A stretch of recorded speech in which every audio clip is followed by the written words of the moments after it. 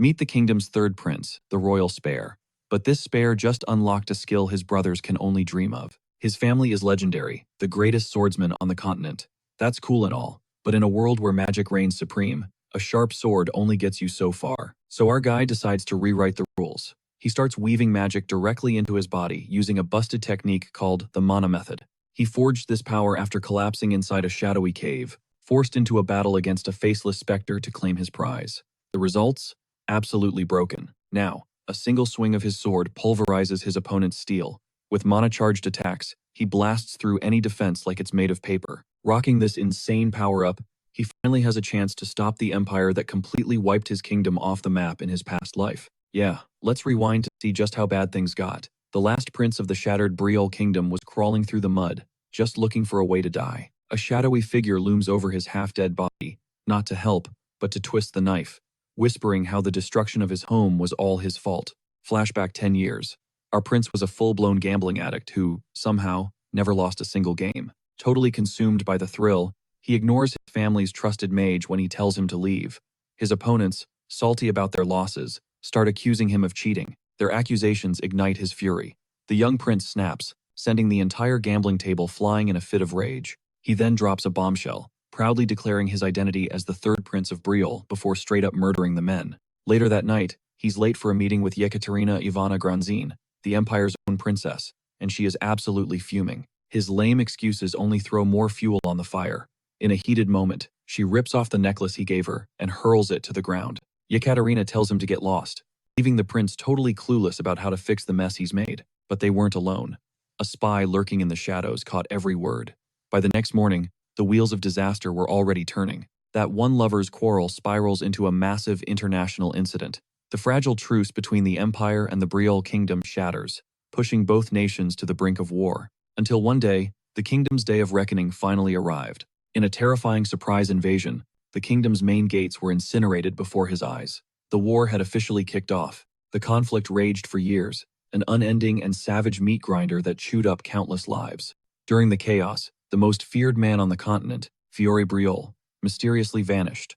Without him, the tide of the war instantly shifted in the empire's favor. As the war dragged on, Yuri became convinced that the empire's princess, Yekaterina, was the one who had betrayed him, leaking secret intel. The moment his father stepped out of the country, the empire launched its devastating attack. At first, Yuri didn't want to believe she was responsible for the bloodbath that consumed his family. But then he got an apology letter from her, and his suspicions sank into a cold, dark certainty. The war went on, and he fought like a demon for his own survival, cutting down enemy after enemy. But exhausted and backed into a corner, he finds himself surrounded by a sea of the empire's knights. Yuri had already accepted his fate, ready to die. But before the final blow could land, a loyal knight dove in front of him, taking the fatal strike with his own body. The knight, Laurent, used his last breath to give his prince a chance to escape. As much as it tore Yuri apart to leave him, he had to swallow his grief and run for the future of his kingdom. A few agonizing days passed. The empire's hounds were still hunting for him. Yuri found a place to hide out, but it was obvious he wasn't going to last much longer. At this point, total despair crushed him. He was forced to accept the grim reality that his father had likely been assassinated as well. In that moment of weakness, an imperial knight kicked down his door. Instead of ending the Briol family line right then and there, Yuri pleaded with the man, begging him to let him live for the memory of his family. The knight, seeing his desperation, actually hesitated. He declared that the empire was doomed to pay for its crimes. He told the last prince to run, just as others were closing in. Yuri bolted once again, gambling his life on the slim chance that he could get his revenge someday. But in the end, it was all for nothing. Everyone was dead. He knew it was only a matter of time before a knight came to finish the job. And that brings us back to him on the ground, with the mysterious dark figure telling Yuri that he doesn't even deserve the peace of death, pinning the blame for everyone's fate squarely on his shoulders. The figure then unmasks himself. It's a grotesque, zombie-like warrior from hell. This thing is Laurent, the very same knight who died protecting him. And now he's clawed his way back from the grave to kill Yuri Briol, the prince responsible for the ruin of his own kingdom. His blade plunges into Yuri's heart. But what hurts way more than dying is the crushing wave of guilt that suffocates Yuri in his final moments, drowning him in an ocean of despair. The very last thing he remembers are the cherished words of his father, telling him to never abandon his honor. As his consciousness fades to black, the next time he cracks his eyes open, he's not in the same world. Yuri Briol awakens in absolute shock. Only this time, he's a child again, getting an earful from his father for having been asleep for 3 entire days. His father, etched with worry, stays glued to his side, monitoring his son's fragile state. Everything is happening all at once. Yuri's mind is racing, trying to figure out how in the world his dad is still breathing, let alone why he's even here. Crushed by despair, the boy completely shuts down, grieving for his father, who died moments after he did. But the leader of the Briels has no clue what his son is rambling about. Yuri clutches his father's hand, admitting this twisted ending isn't as shocking as it should be, because for all his father's speeches about honor, the man was hiding some seriously dark secrets. Finding his son's chatter as bizarre as ever, he delivers a solid thwack to the kid's head, nearly sending Yuri into another dimension. The sharp sting brings instant tears to the boy's eyes. He whines about why his father couldn't ditch his hitting habit, even in the afterlife. It seems Yuri is totally convinced. They're both chilling in hell right now, until a single leaf drifting past the window jolts him back to reality. His gaze locks onto the breathtaking scenery outside as a wild realization dawns on him. This place isn't hell. The underworld wouldn't be decorated with such vibrant life, with people so full of energy. And besides, if this really was hell, there'd be other sinners milling about, and legions of demons would be roasting Yuri for the pathetic life he led, a life that ultimately led to the downfall of his entire kingdom. The truth slowly begins to set in as he stares at his father and his brothers, all alive. Abruptly, the world starts to swim in his vision before it all goes black, and he collapses, his family shouting his name in a panic. The truth is, in that very moment, the third prince of the Briel kingdom had been flung back in time to his 13-year-old self. Let's jump inside his head for a second. The entire time, Yuri figured this was just some messed up dream, or maybe a final flash of déjà vu before he died for good. But no matter how hard he tried, he couldn't force himself to wake up. On top of that, the world hadn't ended like he remembered. Life was just carrying on, and memories from a life he'd long since forgotten were bubbling back to the surface. He sits through a perfectly normal family dinner and finally accepts the impossible truth.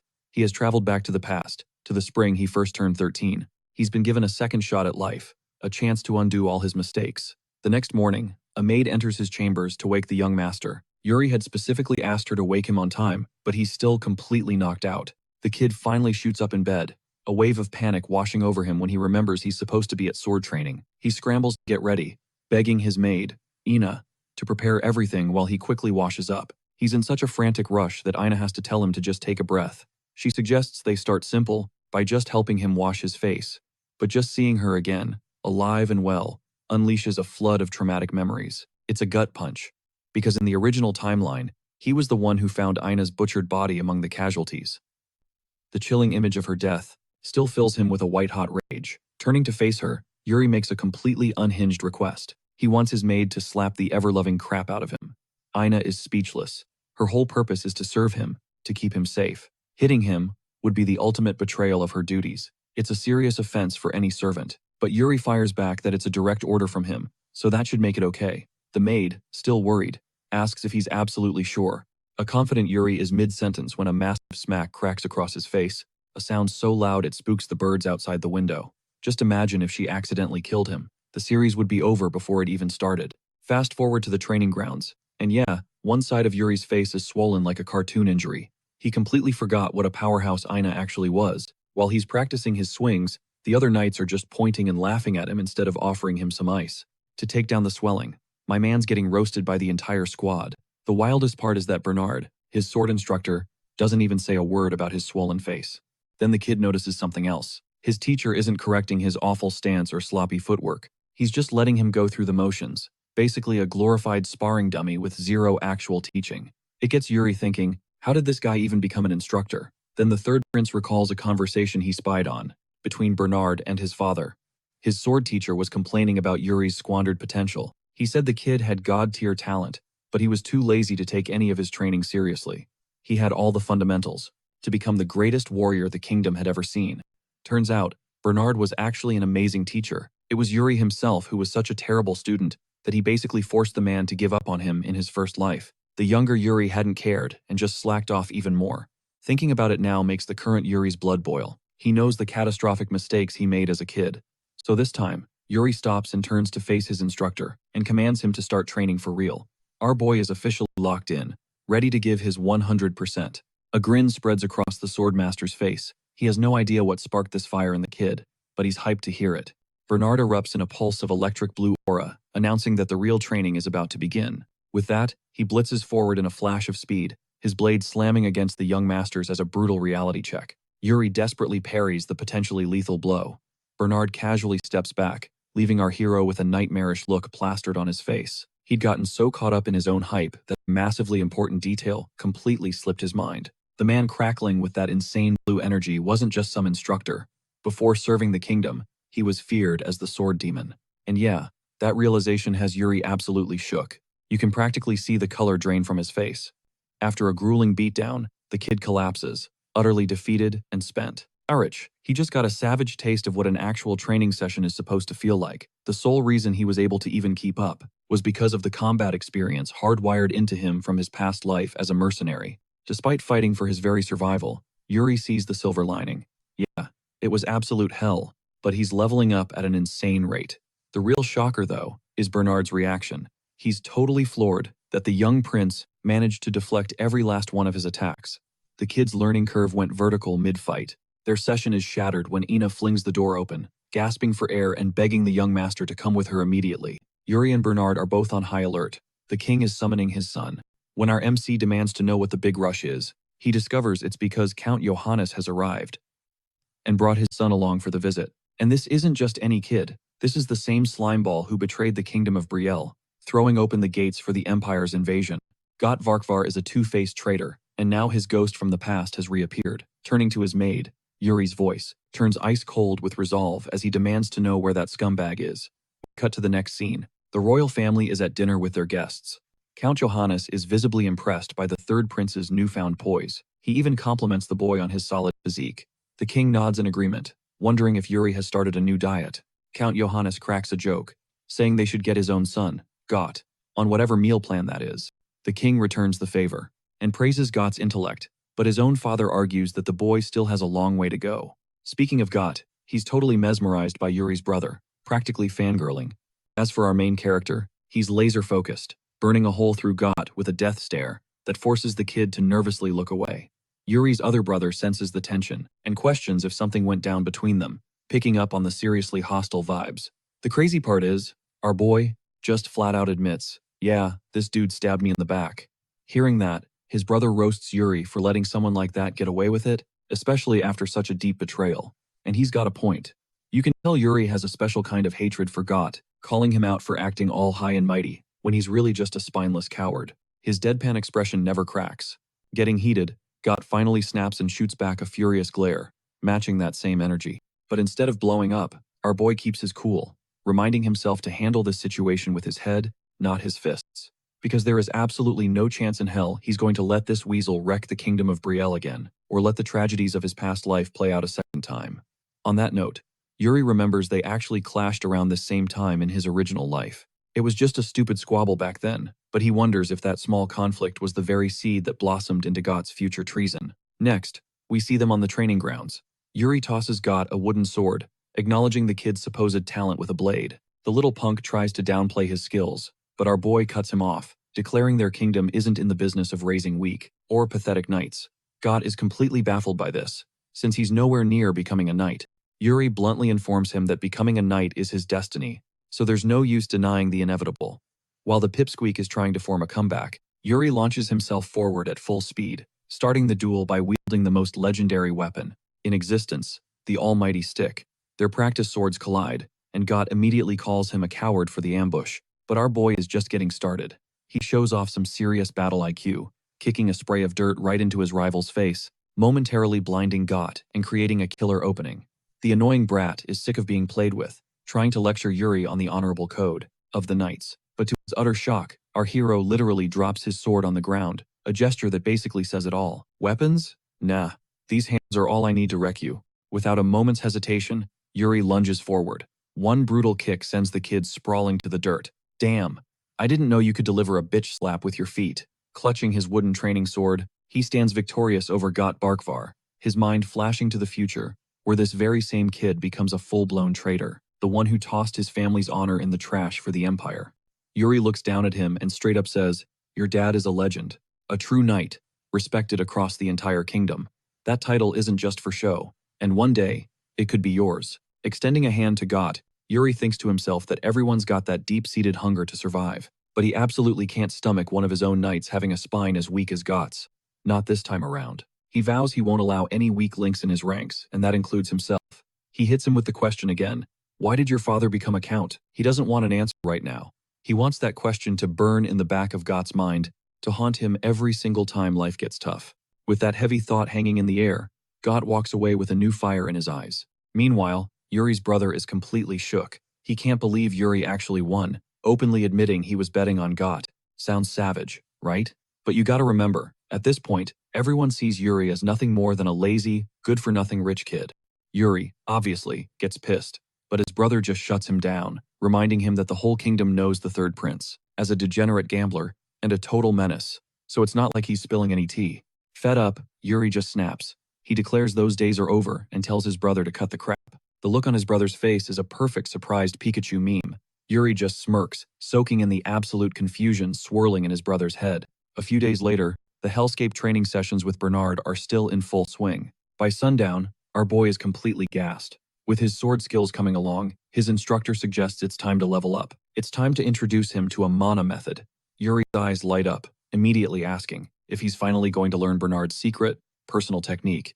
But nope, his teacher shuts that dream down real quick. He insists Yuri isn't ready for something so advanced. Instead, he needs to master the official family technique, the Briar method. Yuri has no clue why, but Bernard swears by it, calling it a perfectly balanced and super efficient technique. But here's the kicker. Yuri already maxed out the Briar method in his past life. Grinding it out again is a total waste of time, not to mention he already hit the skill ceiling with it, back when he was a battle-hardened mercenary. Noticing the flash of frustration on his face, the sword instructor wonders if the prince had a different plan. The gears in Yuri's head turn for a second, and then he knows exactly what to do. He asks the instructor to find him a teacher from the Royal Guard. This person doesn't need to be some legendary master. They just need to be a diamond in the rough, a well of untapped potential he can learn from, because despite all his experience, there's one specific technique that always escaped his grasp in his past life. Hearing the word potential, the legendary instructor is lost in thought. Finally, a name clicks into place. Jared, the one with more hidden talent than anyone. And just like that, the name Jared unleashes a tidal wave of memories for Yuri. He'd met the guy during the absolute nightmare war from his previous life. Back then, Jared wasn't special. He wasn't a hero. Honestly, he was kind of pathetic. It was a legit miracle he even survived the war. He was always whining to Yuri, even when he was at rock bottom, but even then, Yuri could see it. Jared was sitting on a mountain of monstrous, God-given talent. But reality hits hard. He got lazy, never bothered to sharpen his skills, and all that potential just rotted away into nothing. By the time the war started, he was a sobbing wreck, and Yuri was the one who had to pull him together.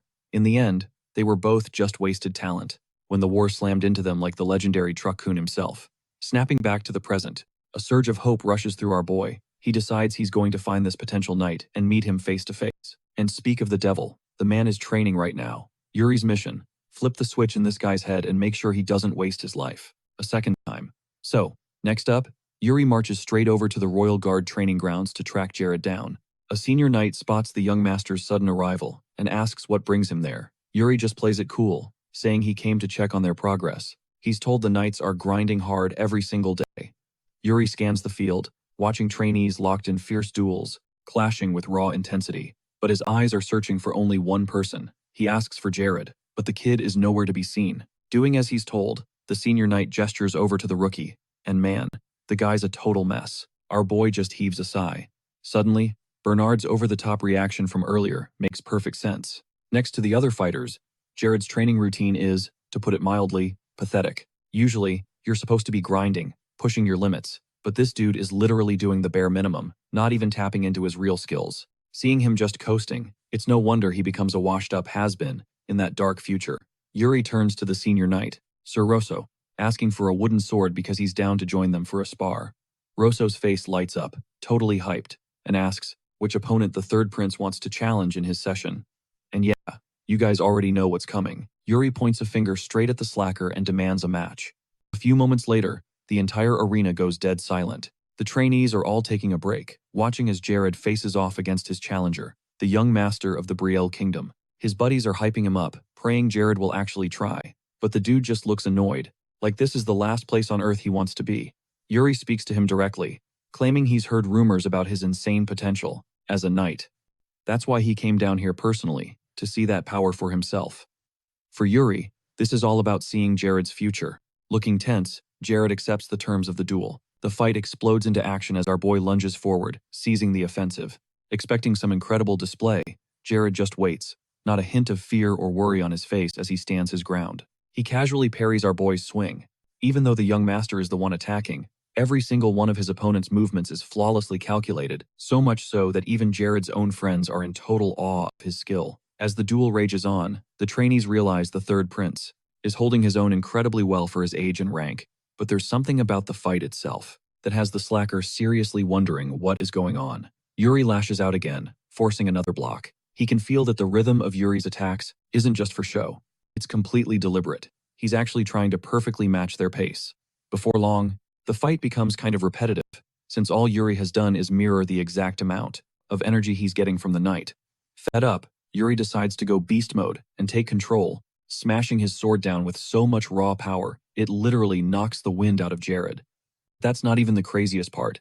The fact that the rookie knight still managed to block that insane attack just proves what a monster talent he is. Yuri has to admit his opponent's reflexes are on another level, but he isn't finished yet. Shoving Jared back with a wide, powerful swing, he starts to wear the slacker down. Yuri's attacks are completely different now. All of a sudden, Jared stops playing around and starts fighting back, countering every single strike with full force. Yuri is now the one on the back foot, thinking to himself that this was how it was always going to end up. Even with all the knowledge from his past life, it doesn't change the fact that Jared is an absolute powerhouse. Winning was never really an option. And yet, at the same time, our boy has one last card to play. He completely surprises Jared, whipping his blade in a sharp upward strike, sending Jared's sword flying up and creating a massive opening. A grin spreads across his face as the third prince decides he's going to land one clean hit, even if he loses this match. And that is exactly what he does. Dashing forward in a blur, his blade slices past the knight's guard in a clean hit as he celebrates his tiny victory. The other trainees are just speechless. The third prince used brilliant technique to land a solid blow on Jared, and they're all going wild over it. But the fight isn't over. As the young master gets back into his stance, he asks if Jared is still holding back. But instead of arrogance, Jared is just lost in his own head. He thought he was in complete control of this duel, but with every exchange, it felt more and more like he was the one being cornered. Stepping forward once more, a now fiery Jared almost gets tagged again. The third prince taunts him, telling him to try harder, which finally makes the gifted knight snap. In a flash of rage, he channels his mana straight into his weapon. The moment he uses that ability, Saraso and the others scream at him for daring to use such a dangerous skill against the young master. But this guy is beyond reasoning now, his blade pulsing with a deadly aura as it zips past the third prince's neck. If Yuri hadn't been on his toes, he would have been seriously messed up. Jared's fury instantly vanishes, replaced by cold, hard despair.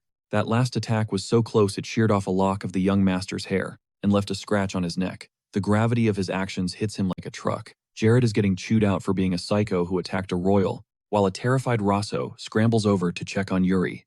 But instead of making a scene, our boy just plays it off, saying it's the kind of thing that just happens in a spar. He wraps his bleeding cut and tells the knight to pick up his sword again. The fight has barely kicked off when Yuri explodes forward, launching another brutal assault.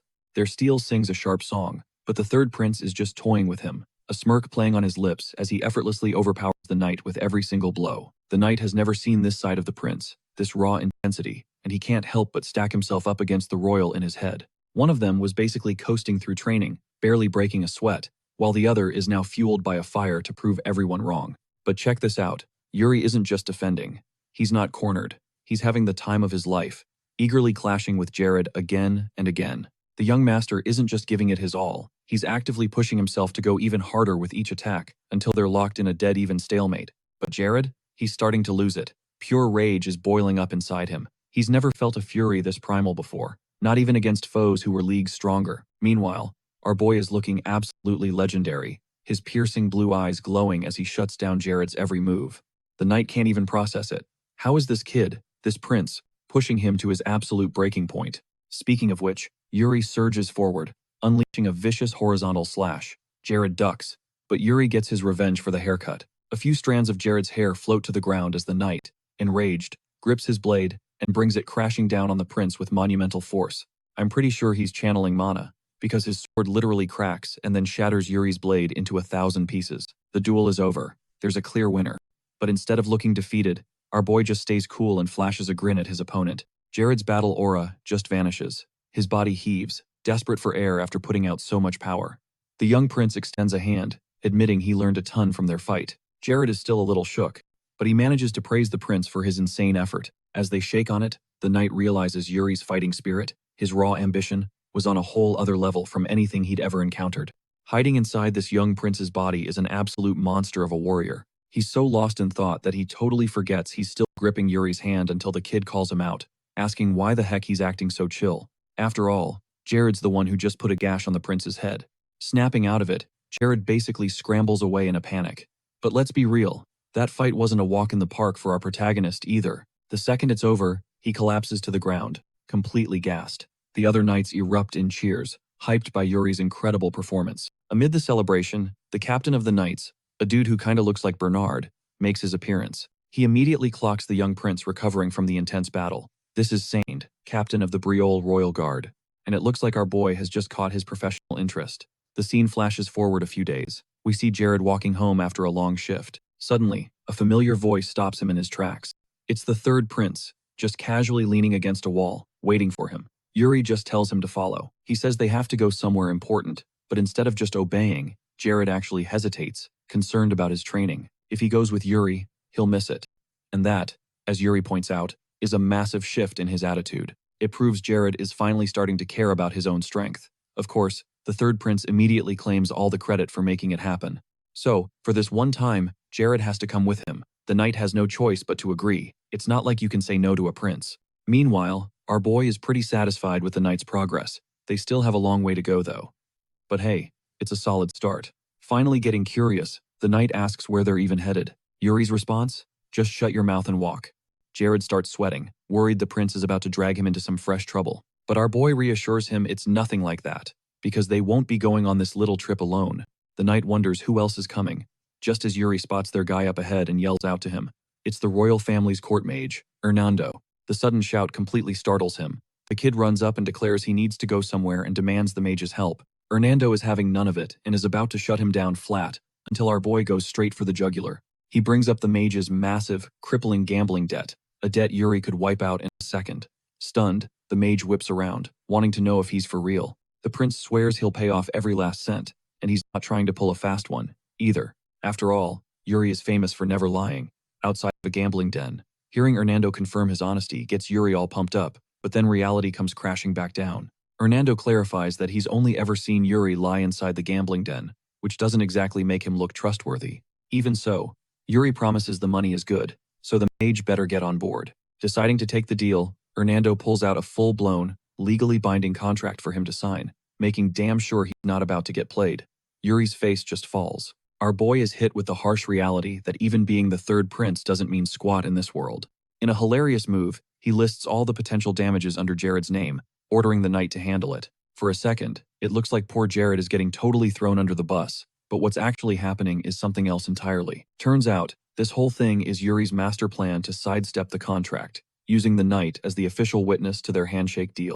With the deal locked in, Hernando's geared up and ready to bounce, but there's one tiny problem. He has zero clue where they're actually going. I mean, you don't just drag a knight and a mage on some secret field trip unless it's a code red situation. And finally, after milking the suspense, Yuri spills the tea. Their destination? The legendary Sword Mountain. The mage is completely lost until a tiny, wicked smirk spreads across the young prince's face. He announces they're about to pull off the heist of the century, raiding his own ancestor's dungeon. The scene cuts to them trekking through a decrepit, forgotten tunnel. With Jared leading the charge, Hernando can't help but marvel that a secret passage like this even exists. Tucked away, right beneath the royal palace, Jared glances back at Yuri, asking what exactly is waiting for them at the end of this long, dark cave. The prince just shrugs, cool as a cucumber, and casually drops that it's the entrance to Sword Mountain, a revelation that completely floors the knight. He stammers, asking if it's the Sword Mountain from all the epic tales. Yuri pauses for dramatic effect, then gives a slow nod, confirming it's the one and only. And just like that, Yuri's mind flashes back to his past life, remembering the absolute chaos that erupted when the founder's legacy was first discovered. It happened right after the Empire steamrolled Brio. While scrambling to escape, he'd caught a glimpse of a newspaper headline. It screamed about a dungeon being unearthed inside Sword Mountain. Of course, Back then, he'd only used this tunnel to save his own skin, and that legendary legacy fell right into the Empire's greedy clutches. But he wasn't that scared kid just trying to survive anymore. This time around, our boy is on a collision course with the truth and refuses to glance back. He's locked in, determined to see with his own two eyes what kind of inheritance his ancestors truly left behind.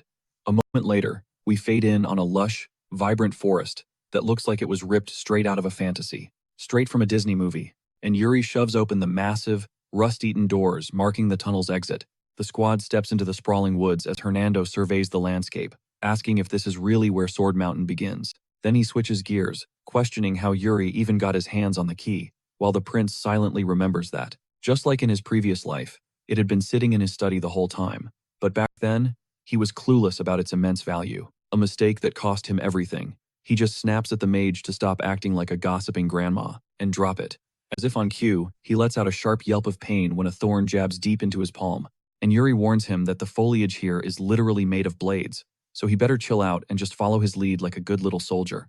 As they forge deeper into the forest, Hernando leans over to Jared, whispering a joke about whether the prince hit his head, or something, because he's been acting super sus lately, a sentiment the knight wholeheartedly shares. But before their gossip sesh can continue, Yuri shouts from up ahead for the two slowpokes to get a move on, proving he still has that same old, bossy attitude. Suddenly, Yuri goes rigid, his eyes catching a flicker of movement in the distance, and he throws up a hand, signaling the duo to freeze in place and stay dead silent.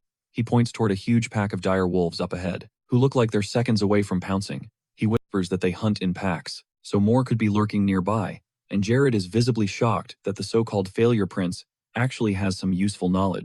Yuri deadpans that he read it in a book, and Hernando almost faints at the sheer absurdity of picturing Yuri willingly opening a book. Yuri adds that the wolves haven't spotted them yet, so their mission is to sneak by without making a peep, but the universe clearly has other plans. Because Hernando takes one step back and lands squarely on the only dry, crunchy twig in the entire forest. It lets out a massive crack that nearly gives the whole squad a collective heart attack. He tries to play it cool, stammering a nervous apology while sweating waterfalls, only for a dire wolf to launch itself from above, ready to make him its next meal. Jared screams his name and dives forward, swinging his sword with enough force to cleanly decapitate the wolf. In a single, savage motion, the beast's body thuds to the ground beside Hernando, and Yuri gives Jared props for infusing mana, since a dire wolf's hide is as tough as steel plate. Unfortunately, that awesome move just put a massive target on his back, as the pack's alpha, a monster way bigger than the others, fixes its gaze on Jared. The colossal wolf lets out a bone-chilling howl, and in an instant, the squad finds themselves completely encircled by the snarling pack. While Jared's knuckles turn white on his sword's hilt, he tells the others to huddle up as he channels his mana once more. The wolves are practically drooling, looking at them like a walking, talking buffet. They all surge forward at once, but Jared is not having any of it. He glares at them with pure killer intent in his eyes and slices a clean path through the horde, without even slowing down. Meanwhile, Hernando compliments the knight's incredible swordplay, and even Yuri has to silently agree, though he thinks to himself that Jared still has a long road ahead. As he watches him fight, Jared finally starts to falter under the relentless assault of the wolves. Seeing this, Yuri finally gives Hernando a shove, telling him to stop being a spectator and start showing off those legendary magic skills his father can't shut up about. That lights a fire under Hernando, who cracks a smile and complains that the prince is really putting his personal battle mage through the ringer today. While conjuring a literal storm of 100 fireballs, Jared glances over his shoulder mid-battle and asks what the hell that's supposed to mean. But his attention whips back in an instant when he spots a rogue fireball hurtling his way, and he narrowly dodges. He dives back as the spell detonates, incinerating the wolf pack in a colossal explosion that reduces the battlefield to a smoking crater. After what felt like an eternity of grinding and carving a path through hordes of grotesque beasts, the squad finally crests the mountain summit. Jared is gasping for air, totally over this non-stop gauntlet of combat. The crew gathers by the cliff's edge to soak in the epic vista, but Jared scans the desolate landscape and asks, "Are we sure this is the spot?" But Yuri is already laser-focused, declaring with total certainty that he knows it is, and immediately starts scouting the terrain. Peeking behind a massive boulder, he finally catches a glint of metal buried in the earth, and his face lights up like he just found the Holy Grail. Wasting zero time, Yuri starts clawing at the dirt, but Jared rushes in to stop him, insisting that's a job for the help. He tries to summon Hernando, but the bougie mage looks absolutely appalled, claiming that manual labor is way below his pay grade, and an insult to his entire profession. A short time later, They finally unearth their prize, and Yuri hefts the sword from the ground, gawking at the gleaming, priceless-looking weapon with a twinkle in his eye. Hernando goes full Sherlock Holmes. He points out that it looks brand new, almost like someone had just dropped it off recently. Yuri's eyes narrow. He notices an inscription near the hilt. The single word guilty is etched into the steel. Jared wanders over and asks if this is really the legendary heirloom, but Yuri is still sizing up the weapon, not quite convinced. Out of nowhere, the whole mountain starts to shake violently, sending everyone into high alert as Yuri smirks and says, "Looks like we're about to find out."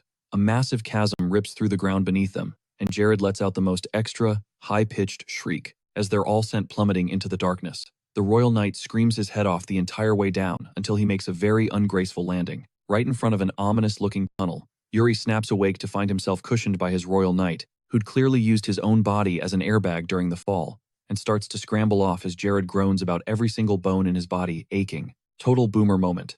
Yuri instantly realizes he must have beefed up his body with mana, calling the feat pretty damn impressive, right before the knight promptly passes out from the sheer strain. A few seconds later, Hernando gracefully descends from the sky like some magical nanny, and comments that this pit is way deeper than he thought it would be. Yuri shoots him a death glare and mutters, under his breath, how the guy totally ditched the prince to save his own skin. Hernando frantically tries to backpedal with some pathetic excuses, but before he can launch into his full-blown defense argument, an unnatural sound echoes from the tunnel, and the battle mage spins around to see some seriously cursed entity slithering out of the shadows. He desperately tries to warn Yuri, who's convinced he's just trying to change the subject, but Hernando insists that he's being dead serious, and just screams that it's a frickin' ghost, which finally gets Yuri's attention as he whips around in a panic.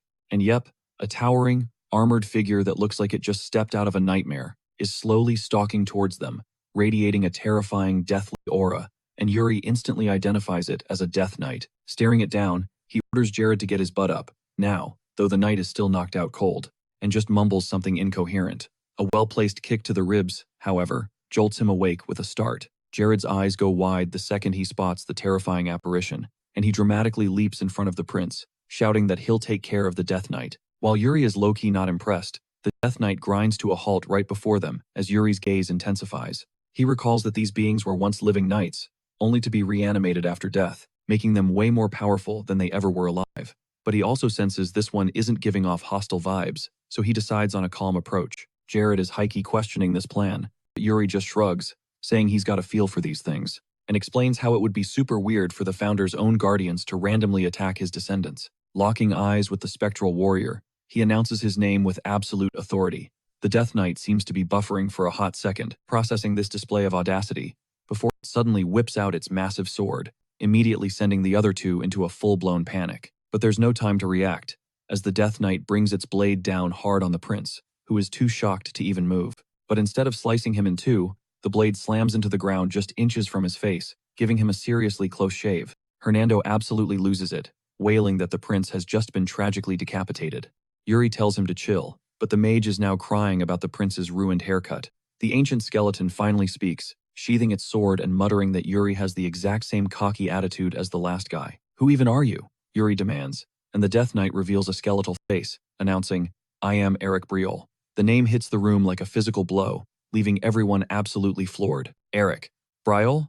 Jared whispers, his mind completely blown, while Hernando goes into full-on lore nerd mode, explaining that this is the one, the only, the absolute legend himself. No one in the kingdom could ever forget the man who single-handedly conquered the entire continent. The absolute unit, who literally founded the Briol kingdom. He was its very first king. Yuri snaps to attention, cutting straight to the point. "Are you the first one who ever made it this far?"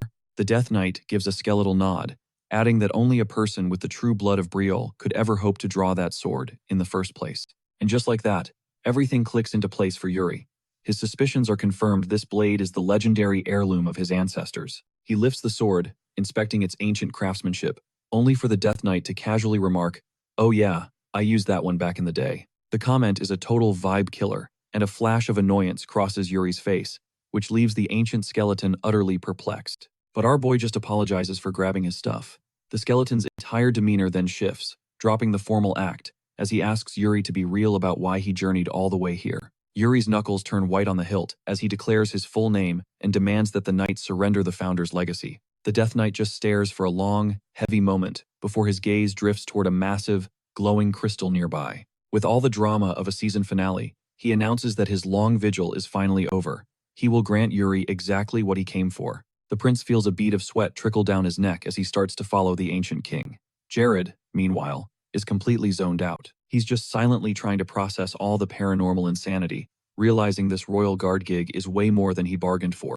Yuri glances back and yells his name, snapping him out of his 1,000-yard stare, and leaving the poor guard looking totally shaken. He's suddenly hit with bizarre flashes of a past life he never even had. He scratches his head, half convinced he's officially losing his mind. But he shouts back that he's on his way and sprints after the prince. Just as the Death Knight steps before the crystal, he slowly lowers himself to his knees before it, as if the weight of centuries finally caught up to him, striking a pose that radiates pure, unfiltered power. The crystal erupts in a blinding flash of light, forcing the squad to shield their eyes as the skeleton's voice booms. Let us hope the prince is truly worthy. In an instant, Yuri's world dissolves. He finds himself in a barren, desert-like dimension, spinning around in a sheer panic. He's wondering where on earth he's been sent when he spots a figure approaching in the distance, a flicker of hope sparking that it might be the founder. But that hope gets vaporized when he sees the thing isn't even human and is already charging at him at full speed, sword in hand. He barely gets his own sword up in time to block the attack, grunting from the sheer force of the blow. His eyes lock onto a glowing blue orb in the creature's chest, and he stares in total disbelief, realizing the thing is wielding a sword made of pure mana. The transparent warrior then points directly to the glowing blue core embedded in its chest, leaving Yuri totally baffled. But it doesn't end there. The ethereal glow begins to pulse from the orb, coursing through its clear body before igniting its sword with the same brilliant light. Yuri keeps his own sword raised defensively, but it's dawning on him that he's not just in a fight, he's witnessing the actual method to wield mana itself. His confusion only deepens when the strange being suddenly gestures right at him. "Are you serious?" he yells at it. "You want me to copy you right now? We're kind of in the middle of a duel." Scratching his head, Yuri mutters that the founder must have been completely unhinged before he died. The whole idea of throwing someone who's never even used a mana technique into a live combat situation to teach them is just flat out insane. It sounds like the kind of high-risk, high-reward strategy only someone on their second life would even come up with. And then it clicks. That someone might actually be him. Yuri drops into a crouch, his focus sharpening like a razor. He starts channeling mana into his palm, watching it cast a soft glow. But then, he's stuck. He has no idea what to do next. Trying to puzzle out the technique, he raises his sword and calls out to the featureless figure. "I'm still not getting it," he shouts. "Show me again, but do it right this time." What he gets in response is a chillingly wide, inhuman grin. As the creature lifts its glowing sword once more, Yuri understands with cold certainty that he has to get stronger. Right now, no matter what it takes. He faces off against the warrior, swearing to himself that when the Empire inevitably reveals its true colors and tries to invade Brioel, things will be different. He refuses to repeat the failures of his past. This time, he will completely and utterly destroy them. He'll do it even if it means sacrificing his own life. His grip on the sword tightens. "This must be the swordsmanship of the ancestor king," he mutters quietly. And with that, all his hesitation vanishes. He surges forward like a bolt of lightning, slashing with intense concentration as he vows to absorb every single technique his opponent uses. His brutal training session against the faceless fighter begins all over again. Meanwhile, Jared's eyes slowly flutter open to a completely alien space, and he looks around with a deeply confused expression. He quickly puts together that he's standing in what seems to be a training ground, his eyes scanning the empty arena for any sign of life. He stops dead in his tracks, commenting that this entire place feels way too vivid to be some kind of dream. His gut screams that something is wrong, and he grips his sword, yelling for whatever is hiding, to drop the scaredy cat act and show itself. That's when footsteps sound from behind, and he whips around, ready to throw down, only to freeze when he's met with the sight of his own face staring back at him. He scoffs, wondering out loud if this is the Death Knight's idea of some twisted trial. He calmly asks the copy for its name, and if it's also supposed to be Jared. At last, the doppelganger speaks, telling him he shouldn't be trying to defy his destiny, which completely floors Jared.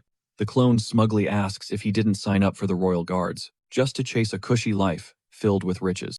It continues, saying he needs to stay the hell away from the third prince, and warns that the more he fights his fate, the more tragic his life will become, all while Jared just glares back in stone-cold silence. Taking a huge breath, he glances down at his blade and admits that maybe the old version of himself would have eaten all that up.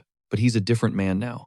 A montage of every grueling sparring match with the prince flashes through his mind, and a massive grin explodes across his face, as he roasts the fake for being so salty, drops some poetic wisdom, and declares that once a blade is swung, The only thing that matters is the next swing. Because getting hung up on what's already done will only mess with your head. The fake Jared isn't having it, igniting his mana sword with a sneer and calling him arrogant. He bolts forward, unleashing a powerful jab, but Jared effortlessly deflects it as their swords clash with a piercing shriek. Jared immediately sees the pattern, thinking about how painfully boring his copy is, playing it safe, dumping all its stats into defense. The clone leaps into the air for an attack, but Jared reads the telegraphed move a mile away. It makes him think about how ridiculously dull he used to be, and he lands a perfect counter that sends the double slamming into the ground. Jared lets out a victorious breath, but keeps his guard up. Good thing, too. The fake suddenly begins to liquefy into a dark, gooey sludge, and the real Jared watches with narrowed eyes as it morphs into a gigantic slime monster. He realizes the warm-up is over. The knight stares down the colossal goo creature and mutters that it's just another loud-mouthed brute, silently praying that the prince is handling his own business. Readying his blade, he braces for impact, and sends a mental shout-out for Yuri to hang on and claim his victory. Meanwhile, back in the wasteland, the ground is absolutely shredded from the barrage of sword strikes, and Yuri is laid out in a crater, not moving a single muscle. The translucent being stands over him, sword in hand, and stalks forward with pure menace. Yuri seems completely out of it, showing zero reaction, but the faceless warrior couldn't care less. It heaves its sword high overhead and brings it smashing down, unleashing a cataclysmic explosion that shakes the very ground. However, in the split second before the transparent figure's sword connects, Yuri drops the act, his knuckles white as he grips his own sword. Pumping it full of mana, he thrusts it directly at the creature with the reflexes of an acrobat. The entity manages to bend backward in a physics-defying dodge, but the attack still triggers a massive explosion of mana. As agile as ever, the faceless fighter hops back to create some distance, while Yuri lets out a ragged breath. Finally getting a second to think, he has no idea how long this insane duel has been going on. He admits that his last move was a reckless Hail Mary, and incredibly stupid, but the way he slashed, the way raw power coursed through his blade, and especially the way he fought, like his life was on the line with every single clash. That's what made everything finally click into place. He stares down at the blade, now practically humming with energy, sensing he's had a breakthrough. But before he can even savor the moment, his attention is yanked away, as he sees the transparent warrior begin to crack. Its sword shatters into a million tiny fragments, as its body starts to disintegrate, and Yuri understands instantly. Its time is up. Dust and particles begin to flake away from its limbs, and just before it vanishes, it raises a hand in a final, silent wave. The prince watches the remains scatter on the wind, with a strange, faint smile on his face. He closes his eyes and offers a quiet thank you to his faceless mentor, just as his own form begins to dissolve as well. A moment later, Yuri groans as his eyes flutter open, blinking away the haze as he looks around, totally lost. His companions are also waking up, looking like they all just went through their own personal hell, and it hits him. They're finally back in reality. The Death Knight watches them with a smug look, remarking that it seems they all had a nice little dream. Yuri is still pretty out of it, but manages to ask what in the world that was. He's told it was all part of the Founder's master plan, a trial he left behind specifically for any of his descendants who might one day reach this place. Yuri's mind flashes back to his past life, when the Empire completely annihilated Sword Mountain, which explains why he'd never heard of this. Yuri's mind raced, wondering why the entire Brielle lineage had let this incredible legacy just sit here and collect dust. He shot a question at the Death Knight. Did the Founder himself use this insane mana technique? But the Knight shot him down. The Founder never used it. Instead, this was his ultimate masterpiece. After scouring the entire world, he cherry-picked every skill he considered worthy and fused them all into a single, perfect technique. Yuri is the very first soul to ever inherit it, and the prince looks absolutely stunned. He then voices the million-dollar question. Why didn't the Founder just hand this power down to his own royal descendants directly? The skeleton explains. The dungeon's gates only unseal when the time is right. The fact that it opened now signals that this power is desperately needed in the world. Yuri presses him, asking what that timing is all about. But the knight completely stonewalls him, declaring it's not his place to spill those secrets. That's a puzzle Yuri has to piece together all on his own. His focus snaps back to the blade, his eyes filled with awe as he asks for its name. The Death Knight reveals its chilling title, Soul Severance. The name hangs heavy in the air, but before Yuri can even process it, the knight commands him to bend the knee. His tone isn't a suggestion, it's an order, and his overpowering aura makes it crystal clear he's not messing around. On pure instinct, Yuri drops to his knees without a second thought. The Death Knight places a skeletal hand on the boy's head and begins to recite the ancient vow. He tells Yuri to never show fear before his enemies, and the prince's response is a rock-solid yes. The knight's voice continues to echo, commanding him to always follow his convictions and, no matter what happens, to fulfill the duty of Brielle until his very last breath. Then, out of nowhere, the knight's grip tightens, yanking Yuri's head back as he orders him to burn the next words into his very soul, that a Brielle never, ever casts aside their honor, even if the price is their own life. With those final, booming words, the Death Knight's form begins to crumble into dust, his ancient mission finally complete. His voice fades out with one last line. This is the oath of Brielle. Meanwhile, Yuri is frozen, able to do nothing but stare as the legendary guardian fades into nothingness. The next morning, his maid bursts into the room, yanks the curtains open, and announces that the sun is up. Yuri groans from beneath his blankets in protest. She asks if he's exhausted, pointing out that he apparently stumbled home crazy late last night, and warns him not to even think about lying back down, or he'll be out for the count again. Yuri lets out a huge yawn. He explains that he made a pit stop at the Royal Archives, which is the reason he got in so late. The maid looks intrigued and asks him what for. He replies that he was hunting down a specific record after digging through the family's ancient archives the night before. Turns out, Yuri had stumbled upon some major family tea. The record claimed the founder had a sibling, someone who completely ditched their honor, and was then basically erased from the history books, vanishing without a single trace. Gazing at the sword in his hands, Yuri connects the dots. That brother must have been the Death Knight, and this powerful sword must have originally belonged to him. The maid cuts through his thoughts, reminding him to get dressed, because the king himself is waiting for him. That news makes Yuri's heart practically leap out of his chest. She adds that she isn't sure of the details, but right after Hernando's meeting with His Majesty, the king immediately sent for him. Yuri starts sweating absolute buckets. He's mentally cursing Hernando's name as the disastrous events from the previous night come flooding back. He can still see Hernando's smug face, telling him straight up that he was going to tattle on every single detail to the king. Yuri had begged, asking if that was really necessary, but the guy just smirked and said he was kind of feeling like it was.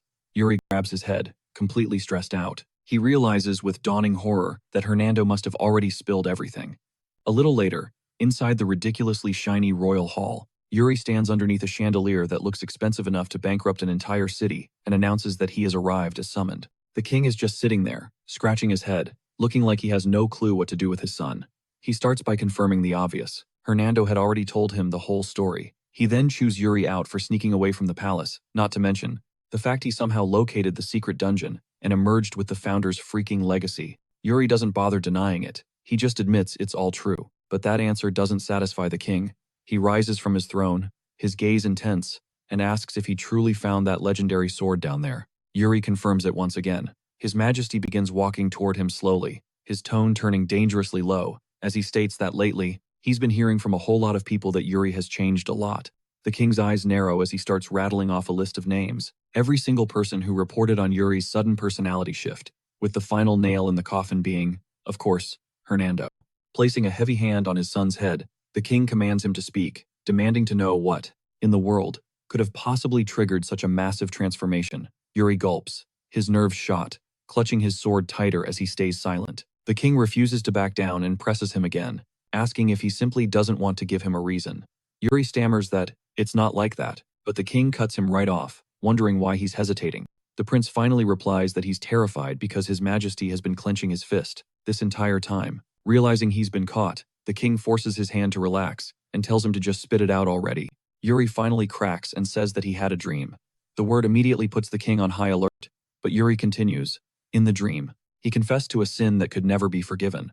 The king's expression remained skeptical, rolling the phrase over in his mind. Using his full government name, his father, Fiore Brion, demanded to know what unforgivable act could have triggered such a massive shift in his personality. Yuri locked eyes with him, the silence in the room stretching on for what felt like an eternity.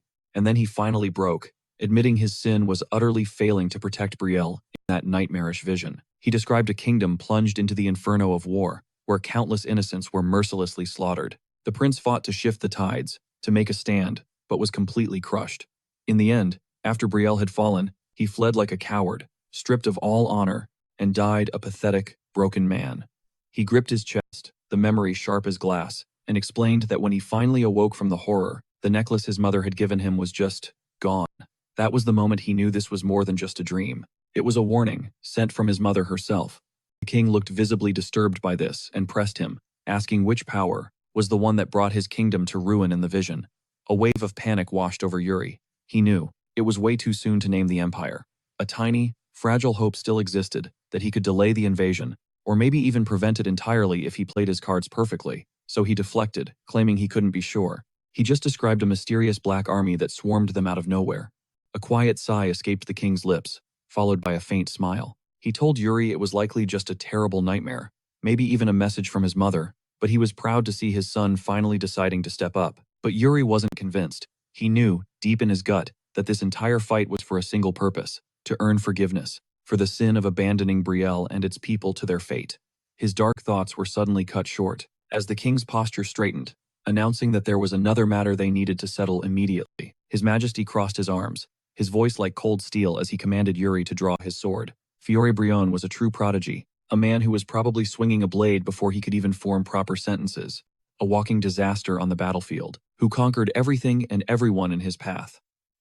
His name was carved across the continent with pure, unrivaled skill and raw power, possessing a level of martial artistry that shouldn't belong to a single human being. Back in the day, when people debated the 10 strongest warriors alive, Fiore was the guy who casually sat at the very top of that list. As Yuri stood in the training hall, facing down this living legend, it finally clicked.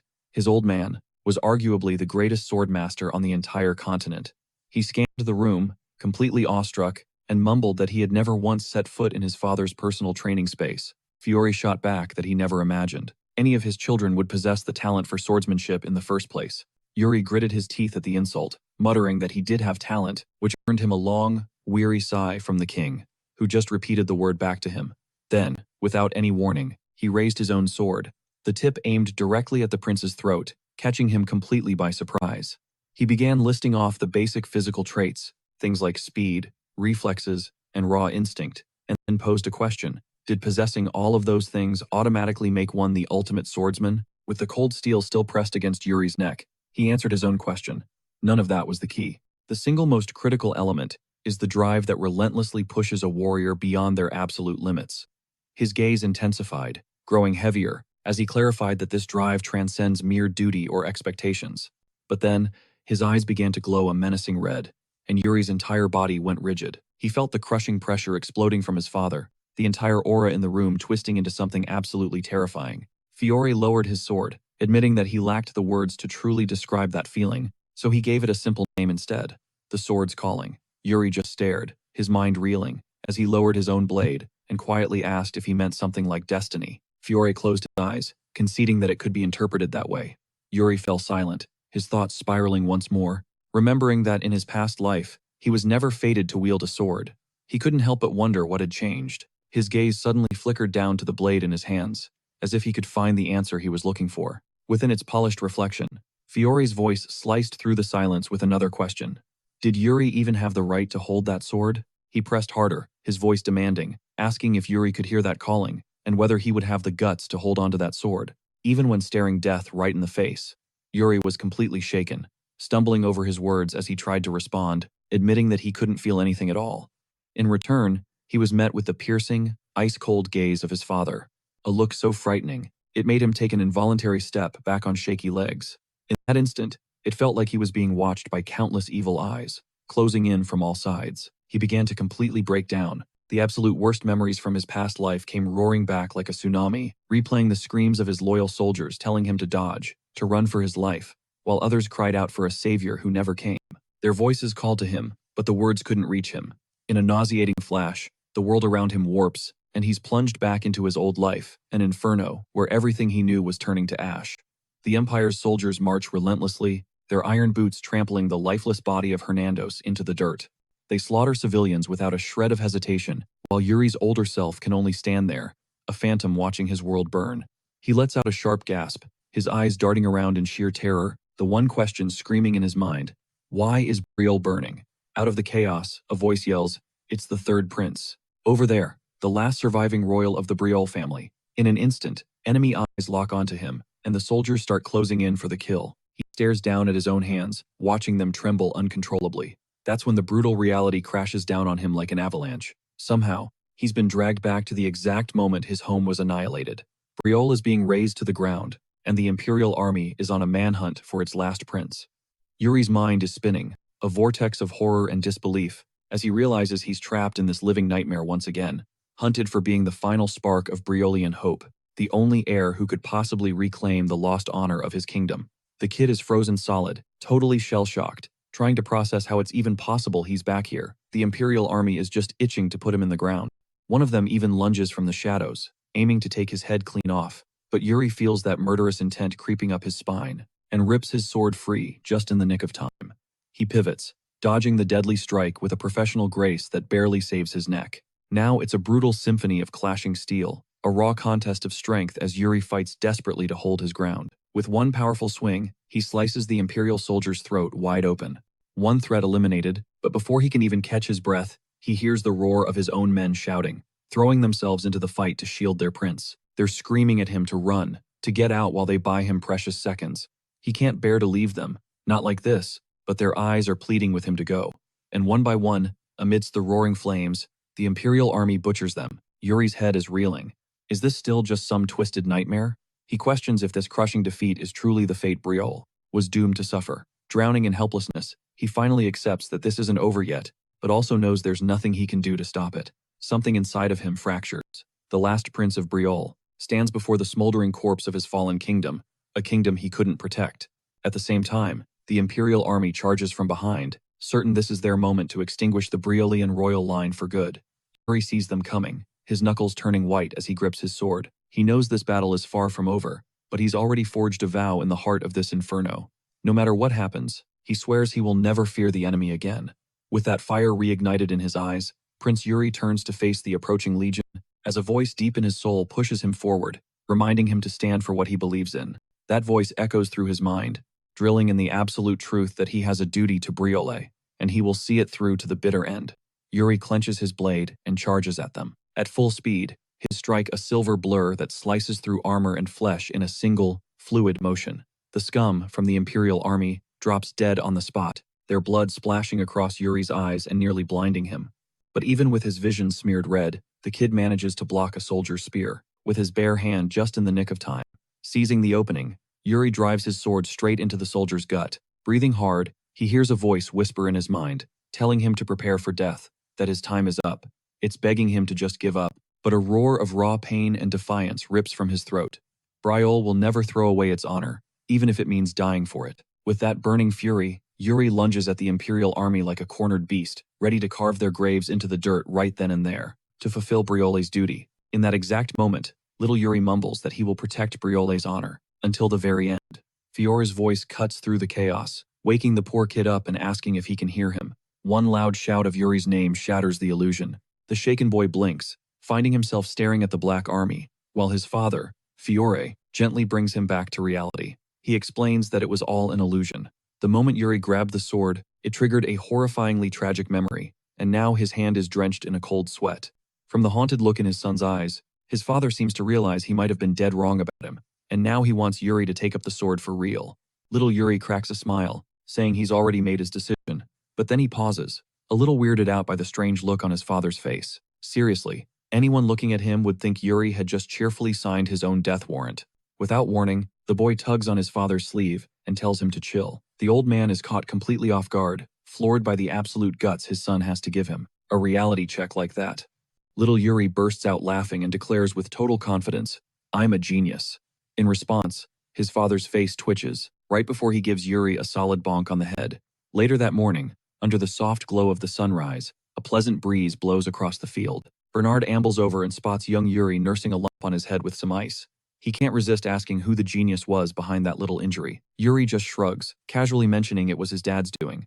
Bernard shakes his head, cracking a joke that his father must be in a particularly giving mood today. But then the mood shifts. Bernard gets serious, warning Yuri that the real training starts now, no more kid gloves. Yuri just meets his gaze, completely unfazed. He's been waiting for this. It suddenly clicks for Yuri.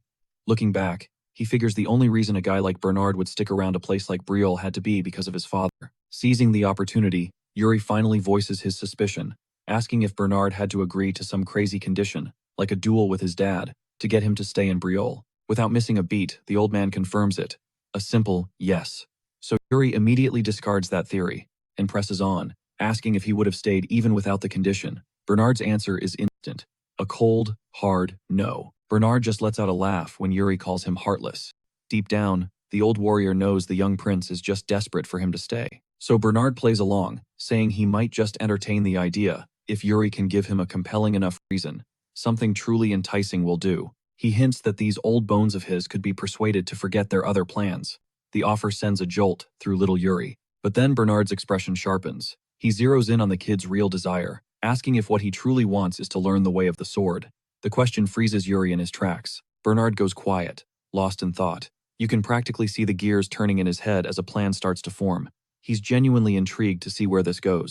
For Yuri, the idea is terrifying. I mean, this is the man they call the Sword Demon. The weight of that title is crushing. But the old man just shrugs it off, saying it doesn't matter if Yuri hasn't mastered a single thing. He'll factor that in. Yuri mutters that it probably won't do much good, but then he draws his sword. He reveals his unique style. Swordsmanship literally fused with mana. A shimmering aura of mana envelops the blade, flowing through the steel itself. Bernard is floored. He confesses he's never witnessed or even conceived of anything like it. In all his years, he's only known mana to be a tool to amplify one's sword skills, never an integral part of the blade itself. Yuri explains that's precisely what makes the technique nearly impossible to teach. It always gets passed down in a fragmented, incomplete state. But Bernard shocks him, saying he doesn't care. He'll take it, flaws and all. In fact, he declares that this will be his new condition for staying in Briolle. At the bare minimum, he's certain he can grasp at least a piece of the puzzle. Struck by the old man's sheer confidence, Yuri agrees. Bernard's stay in Briolle is now official. The deal is struck. With business out of the way, Bernard tells the kid to show him what he's got, and falls into a ready stance. Yuri Briolle tightens his grip on his sword and begins to demonstrate his Simhanchum technique. But right in the middle of his form, Bernard casually drops an absolute bombshell. Turns out, he was never going to leave Briolle anyway. His Majesty himself had already requested that he remain for another 10 years. The truth slams into Yuri like a freight train. He realizes he's been completely and utterly played. Before Yuri can even process the betrayal, Bernard flashes a wicked smirk and reminds him that he's supposed to be attacking. But Yuri's had enough. He's done waiting. He lunges first. This old troll is seriously pushing all his buttons. He counters Bernard's strike with every ounce of his strength, their blades colliding with a deafening shriek of steel on steel. That night, Yuri lies awake in bed, his mind racing. For the first time, he feels it. A subtle but undeniable shift in the currents of fate. This isn't the same timeline that ends with Briolle in ashes, a future forged by his own failures. He hasn't made any grand moves yet, but getting Bernard to stay is the first real proof that things are different now. The future always felt like this monolithic, untouchable thing, but now, he can feel it starting to crack, changing bit by bit. Still, a voice in the back of his mind tells him it's not nearly enough. His resolve hardens. He's going to make the entire empire bow before him, whatever it takes. And just as he's lost in his dark ambitions, Ina suddenly appears. She's here with a simple plea. Please, no more drama. But Yuri just narrows his eyes and asks what other plots she's cooking up. Ina, totally unfazed by his paranoia, points out how he's always looking for an angle to get her help. Then, she pivots, dropping the news that there's an Elders Council meeting tomorrow. She gives him a look, saying she hopes he didn't forget. You can tell she's so over his games. That's when his father chimes in, casually adding that Yuri will be attending as well. This is the first he's hearing of it. Ina presses on, reminding him it's bright and early, and that basically the entire council will be there. Just then, she leans in, grabbing Yuri's hand. Her eyes are twinkling with mischief as she warns him the room will be packed with intimidating old geezers. But she's got one simple request. Try not to punch any of them. He lets out a nervous laugh, promising her she has nothing to worry about how he's a changed man. And with that, he gives Ina his word that he's going to stay in line. The next day at the Elders Council, the first thing Yuri clocks is the insane level of hostility. Welp, Ina was 100% right about this. Duke Chenard is the first to fire a shot, putting the prince's mana method on blast for everyone to hear. The old geezer absolutely trashes the idea of the prince learning some unproven mana technique. This council was supposed to be for national affairs, but it has completely lost the plot. It's devolved into nothing but a pathetic attempt to kneecap royal authority. And it finally clicks for Yuri, why his father always dodged these meetings. Duke Genard Lettery of the West pipes up, demanding that Yuri just stick with the traditional Brielle method. One of the royal family's allies immediately claps back, arguing that this so-called unproven technique is the actual legacy of their founder. The puffed-up Duke demands cold, hard proof to back that up, and you can tell the prince's ally is getting seriously pissed. The Duke is basically calling the prince a liar, but he tries to play it off as just being concerned for Yuri's future. Total gaslighting. Yuri can't lie. It's kinda hilarious watching the entire Elders Council have a collective meltdown over his training regimen. It's almost flattering, especially since this is the same guy who bowing and scraping before the Emperor after Brielle fell, and now he's suddenly got a spine. The irony is off the charts. The Duke then pivots, demanding to hear from Saint Ed, the captain of the Royal Guard. The Saint, trying his best not to pick a side, just says he's not really sure. He explains that every mana method has its pros and cons, and it all depends on the user.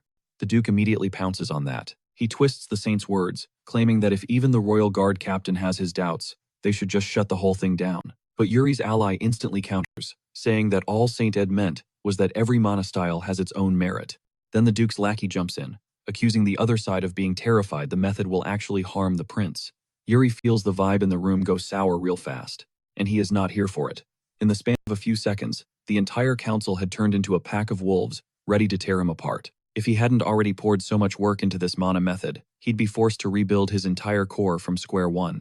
But since he stayed true to the founder's vision, his Simhanchum was already deeply ingrained in his very being. Still, Yuri is stunned into silence. He's totally frozen, unsure of his next move as the pressure from the council bears down on him. Just when the silence becomes suffocating, a voice slices through the chamber. It's sharp and slick, musing that these guys sure know how to talk a big game. Every head whips around to see Free Baron Calcio Arancia striding into the hall, a cocky smirk plastered on his face. He throws a question out to the whole room. Which one of you has actually ever fought an orc? Instantly, all attention is locked on Calcio. The atmosphere shifts as some of the nobles start whispering. Duke Gennard raises a skeptical eyebrow. He demands to know who this guy is and what his rank is, basically trying to figure out if he's even worthy of being in the same room.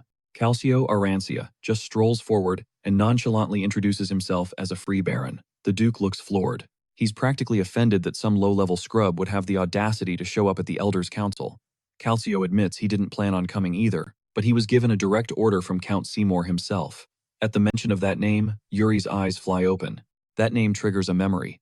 He's the Border Count, the man who defends the brutal outer frontiers of Brielle. A lord famous for fighting on the absolute front lines, the guy is a straight-up living legend, a true warrior who has lived his life on the battlefield. And now his name is being dropped in this stuffy hall, even though Yuri knows for a fact that Count Seymour has zero interest in these kinds of noble parties. He can't piece together why the man would even waste his time sending a representative here. The prince's ally beats him to it, demanding to know why Count Seymour sent Calcio. With a sly grin, Calcio jokes that Seymour just wanted him to watch a bunch of snooty nobles run their mouths about politics without ever getting their hands dirty. And after witnessing this whole disaster, he says it's all starting to make perfect sense. Why Seymour sent only him. Then, his tone shifts dramatically. Calcio explains that, on a real battlefield, the name of your mana method is worthless. It doesn't matter if it's the Empire's Lion Fang art or Brielle's classic style. The only thing that counts is the skill of the person using it. He then turns to Yuri, saying he wants to hear the prince's own take on the situation. Taking his chance, Yuri steps forward and declares his intention to master the founding king's mana method. He's just baffled as to why it's sparking so much drama in the first place. And with that, Prince Brio makes his stance crystal clear.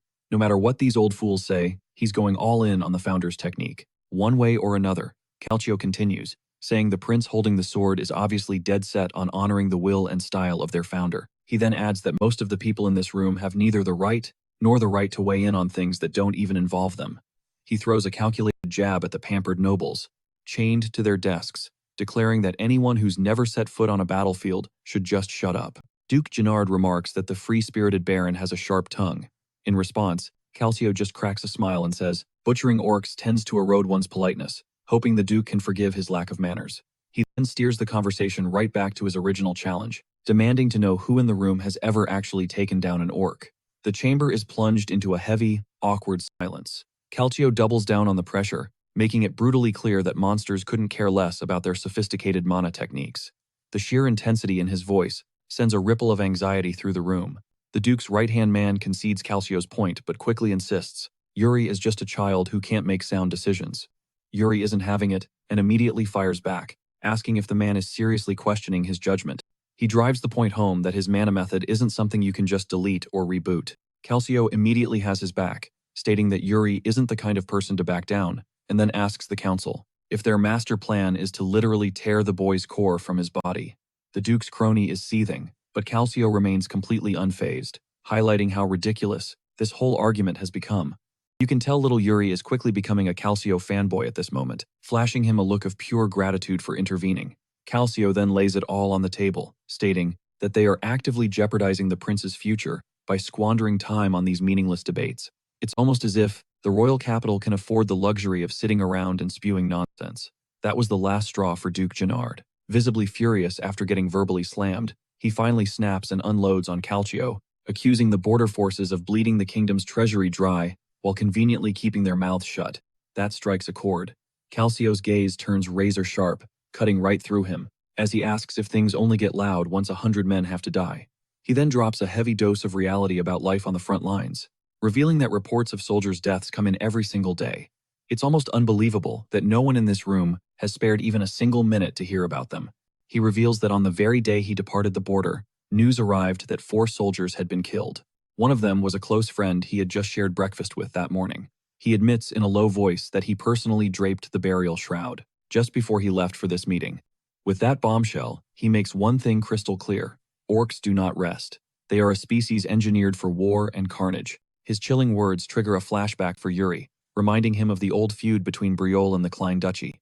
All that infighting created the perfect opening for the orcs to flood across the border and wreak absolute havoc. Yuri questions if the situation has changed recently, and Calcio confirms that things have become far more alarming than usual. Yuri then asks if Klein soldiers were stationed at the border, but Calcio revealed their border patrol had abruptly retreated without warning. That's how Yuri discovers the nearby villages were burned to the ground, their people either dragged off as slaves or massacred on the spot. It has him wondering if a civil war is brewing, or if Duke Gennard's third son royally screwed something up. The whole council listens to this grim exchange in stunned silence, shocked the prince is even holding it together. Not wasting another second, Prince Yuri declares the assembly over and rises to leave. Duke Gennard attempts to protest, but Yuri shuts him down with an icy stare, throwing some major shade at the so-called noble for wasting time on such petty issues, like mana methods. He tells them bluntly they should be channeling that energy into solving real problems, like fortifying their defenses against both the Duchy of Klein and the orc hordes. And with that, the kid lands a critical hit on the pride of every single greedy parasite in the chamber, telling them to stop fixating on a teenager and finally start doing their jobs. Later, the story of the whole explosive encounter with the third prince makes its way to Count Sidor, as Calcio recounts what went down in the Elders' Council. He explains to Seymour that the prince seems like a completely transformed person. Seymour then asks for Calcio's gut feeling, and Calcio puts it simply: the look in the prince's eyes was anything but weak. Taking that assessment to heart, Seymour gives Calcio a new mission: keep a very close eye on the third prince, and maybe even dig a little into his background. With that, Sidor terminates the call through the communication crystal, saying they'll connect again soon. After the line goes dead, Calcio is left standing alone, lost in thought about how soldiers are dying on the frontiers, while the capital remains so blissfully unaware. In that very moment, he catches sight of the third prince outside. Hernando, at Yuri's command, has snuck him out of the palace, and the two of them look like a couple of kids on the run. Yuri teases him, asking if he made a habit of running away from home 3 times a day. Hernando just chuckles and admits he was quite the troublemaker. Yuri is confused why this clumsy guy is so incredibly hyped when he has the freedom to wander around whenever he pleases, but Hernando is addicted to the thrill of defiance, especially when it involves a forbidden act like sneaking a prince out of the palace. He asks about their master plan, but Yuri just shrugs, saying there's no crazy scheme in the works as long as he's around. But Hernando keeps grilling him, demanding the real story. And what Yuri drops is a bombshell. He's plotting a raid on the capital's most notorious underground casino. Hernando is absolutely shook. He seriously thought Yuri was done pulling these kinds of wild stunts. Next thing you know, the kid is pleading for the casino's location, swearing it's all to protect Brielle. The second he hears her name, something inside Hernando just clicks. His entire demeanor flips. A manic grin spreads across his face as he eagerly offers to be their guide, totally hyped to help burn that place to the ground. In the life Yuri remembers, certain names echoed through the streets of Briole with legendary status. One of them belonged to the undisputed king of the criminal underworld, a man who was also the city's most feared loan shark, alongside a corporate giant who constructed the largest trading empire on the continent. Then, a wave of terror gripped Briole's streets after a phantom assassin decapitated a major crime lord. That crime lord's name was Gorio. And now, impossibly, he's standing right in front of Yuri, very much alive and reigning as the underworld's #1 loan shark. Gorio claims it's a privilege to welcome such distinguished guests to his establishment, and it hits Yuri immediately. Gorio already knows who they are. He's clocked them as the third prince and the royal mage. That explains the personal welcome, but Yuri cuts right to the chase, letting him know this isn't a social call. Gorio picks up on the vibe change instantly, seamlessly slipping into his business persona. Hernando, on the other hand, looks like he's just been stabbed in the back. The guy was here for high-stakes poker and adrenaline, not some secret political negotiation. One ice-cold glare from Yuri is all it takes to silence him. Goryo cuts in, asking if the prince needs a loan, but Yuri frames it differently, proposing what sounds more like an investment opportunity. Goryo isn't buying it for a second. He can tell this kid is secretly building a private war chest, and the fact that he came to a shark like him instead of a legitimate bank, now that makes the situation infinitely more compelling. Goryo can see it now. The third prince is playing a much bigger game, with a fire of raw ambition burning in his eyes. Yuri, however, has no intention of spilling the details. He shuts the line of questioning down flat, reminding Goryo that his job description doesn't include being nosy. Goryo immediately pivots, offering a swift apology. Leaning forward, Yuri coolly reminds him who holds the power in this negotiation. He's the client, after all. But Goryo still needs to know what the cash is for.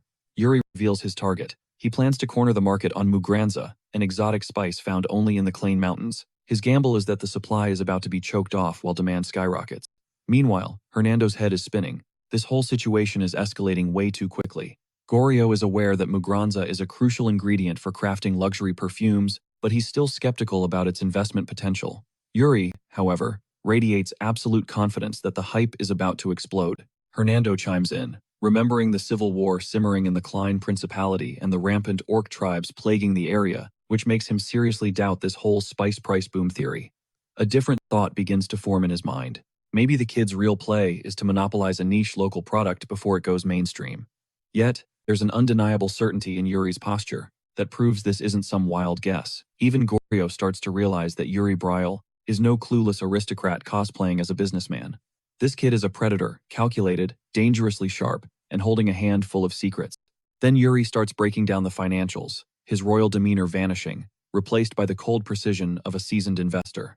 Goryo silently weighs every word, before finally sliding the contract across the table. A triumphant smile flashes across Yuri's face.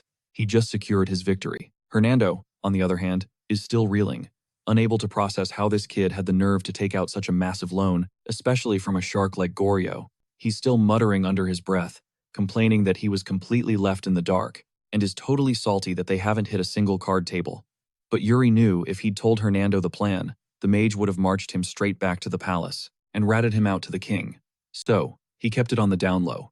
With the funding secured, his next stop is the Merchants Guild. And that Mugranza deal?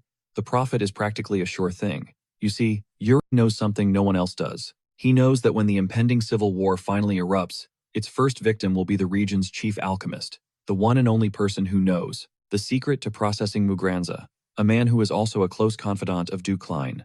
And until a new expert can be found, Yuri will have a complete monopoly, allowing him to name his own price. But he's also smart enough to know this operation can't be trusted to just any random person. This is what leads them to a dilapidated, sketchy-looking building in the slums. Hernando is throwing some serious side-eye at the kid for even setting foot in a dump like this. Yuri pounds on the door, shouting for someone named Irene Wood, as Hernando continues to whine that the official guild was the obvious and much safer choice. A confused-looking Irene emerges, asking what all the commotion is about. Yuri doesn't hesitate. He introduces himself on the spot and offers her a position. Meanwhile, our favorite mage is having an absolute meltdown over the fact that the third prince would lower himself to recruit someone from this hovel. He starts tearing into Yuri's decision-making, completely bewildered, that he'd gamble the future of the Mugranza trade on some tiny, back-alley operation. But a sly, knowing grin spreads across Yuri's face. He knows that right now, this place just looks like a failing business, run by a nobody. But he is holding an ace he hasn't revealed yet, because Irene Wood is destined to become the most legendary merchant this continent has ever seen. While a man like Goryo resorts to every dirty trick in the book, when the chips are down, Irene's greatest asset is her unbreakable integrity. And with that thought, a chilling smirk plays on little Yuri's lips. In his first life, the guy peaked at being a legendary merchant, but this time around, Yuri is dead set on forging him into a genuine myth. Hernando, whose brain is still buffering, finally asks if Yuri's done with all his side quests. With a casual shrug, Yuri says he has one final stop, forcing Hernando to scramble to keep up. While Yuri's already playing 5D chess, the underworld's top loan shark and the great merchant are already locked into his grand design. Now, there's just one more piece needed to complete the legendary set. The pair find themselves on a grim street where beggars are literally scrapping over crumbs. Yuri scans the area, knowing she has to be here, and his eyes lock onto a group of kids. Stepping forward as Yuri Briole, the third prince, he addresses the woman leading them, the very same one who took out Goryo in his previous timeline. This is Asana, the assassin of legend. Obviously, the first thing running through the future killer's mind was why royalty would ever be caught dead in the slums. Yuri immediately throws up his hands, assuring her, he's here on good terms. There's no need to be sketched out. He's here because he figured he could help out those in need. He glances back at Hernando and gives the signal for the item they brought along. The mage clutches the bag, not wanting to part with it, but ultimately caves and hands over the sack, bulging with a fortune in coins. The prince's eyes then flick over to a little girl cowering behind Asana, clearly terrified by these fancy strangers. Yuri knew instantly. This kid was the whole reason Asana took a crippling loan from Goryo. In his past life, she had to make that desperate deal to get the girl treatment for a life-threatening illness. And just like everyone else who borrowed from that soulless loan shark, Asana's life immediately spiraled into a nightmare. That dark road is what ultimately forged her into an assassin. She shot to infamy in the criminal underworld, becoming one of the deadliest killers for hire. But Yuri's little field trip to the slums is all about rewriting that tragic backstory. Without a long explanation, he pushes the bag of coins into her hands and tells her to take the little girl to the temple to get healed. When she asks what he wants for this insane amount of money, his answer is short and sweet. Flashing a brilliant smile, the only thing he asks for is that she remembers his name, Yuri Briole, the third prince of the kingdom. With that, they dip, leaving the depressing side of town behind. As they walk away from that bleak neighborhood, Hernando is still trying to figure out why the prince just dropped a fortune on some random person. But for Yuri, it was a priceless investment in the future. In one single night, he forged invaluable alliances with 3 people who will become absolute legends in just a few years. He now holds all the key players in the palm of his hand. Besides those 3, there's just one more person he needs to lock down. He turns to Hernando and hits him with a simple question. He asks the slacker mage what exactly he saw in the founding king's tomb. With a sheepish grin, Hernando admits that all he did in that vision world was gamble. Yuri was 100% not expecting that answer. The mage explains he was at the Empire's Barthlegas casino, playing a game with his own life as the ante. It's a shocking confession, but for a degenerate gambler like him, a casino really is a battlefield. Visions or not, Yuri's main concern is that Hernando keeps everything that happened tonight on the down low. That means not even a whisper to the king. But just as the third prince predicted, the court mage is summoned to the throne room, ordered to report on the prince's activities, even though they tried to slip out without anyone noticing. The king had heard they went out last night. Hernando doesn't even try to deny it, so the king presses for the juicy details. The mage spins a tale of how Yuri practically dragged him out of the palace in the dead of night. He confesses, truthfully, that they marched straight to the biggest casino in the capital. Images of their sketchy deal, with that infamous loan shark, flash through his mind. Of course, King Fiore immediately assumes they went there to blow a bunch of money at the tables. With the most earnest smile he can fake, the mage lies straight through his teeth and confirms that they did, in fact, spend some money. The king doesn't even look surprised. To really sell it, Hernando adds that he lost every coin he'd loaned the young prince playing card games, which, he claims, he totally sucks at. When asked for more details about their night, the truly bizarre sequence of events plays out in his head. They took money from an underworld boss and funneled it into a failing old merchant guild. Then they gave the rest to some random orphan in the slums. Naturally, Hernando leaves all that out. In his version, they just cruised around to see how the common folk were doing. The prince was simply curious about the lives of his subjects. They were back before sunrise. That was it. End of story. King Fiore absorbed the report, his expression a perfect stone mask. He sensed the court mage was holding something back, but he chose not to press the issue. Abruptly shifting topics, a grin stretched across his face as he asked Hernando if he planned on hitting up the royal ball. The court mage shot back a confident yes. This threw the king for a loop. This guy was the absolute last person you'd expect to see at a formal party. Then again, people can be full of surprises. Besides, it had been a hot minute since the king himself had unleashed his moves on the dance floor. Meanwhile, Yuri is back on the training grounds, gearing up for his daily beatdown from the sword demon. And like clockwork, he sprawled out on his back after another brutal session. As he was catching his breath, he noticed a little buzz of activity nearby. He started ribbing Bernard about being a low-key celebrity among the castle ladies, as the maids kept stealing glances at the stoic trainer. As they blushed and whispered, Yuri kept pushing his unmovable teacher, urging him to go to the ball and give the fans what they want. Bernard flatly rejected the idea, stating he had zero interest in that scene. That inherited sword technique, however, was living rent-free in his mind. Ever since he started messing with it, he had to admit that, unfortunately, the third prince had been 100% right. No matter how intensely he analyzed the movements, the technique felt hollow and incomplete, like he was only practicing half of the real thing. For Yuri, however, the soul severance technique is pure instinct. He just moves, flowing with it, no logic, no rules. There's literally nothing else like it. A mana method and a sword style perfectly fused into one? It's unheard of. But Bernard refuses to throw in the towel. Maybe, just maybe, watching the third prince in a live combat situation would give him the breakthrough he needs. When it came to their regular training, he was genuinely impressed with Yuri's insane progress, both in his blade work and his mana manipulation. To be real, the kid's development was mind-blowing. But the truth is, this wasn't really progress in the traditional sense. The prince was actually in the process of erasing the Brielle method he had perfected in his past life. With a look of genuine concern, the sword demon warned the kid to take it easy. He was worried Yuri's power was skyrocketing way faster than his body could handle. The kid had already accomplished so much for his age, but if he keeps redlining it like this, something is going to give. Flashing a confident grin, Yuri promised the old sword nerd that he knew how to keep things balanced.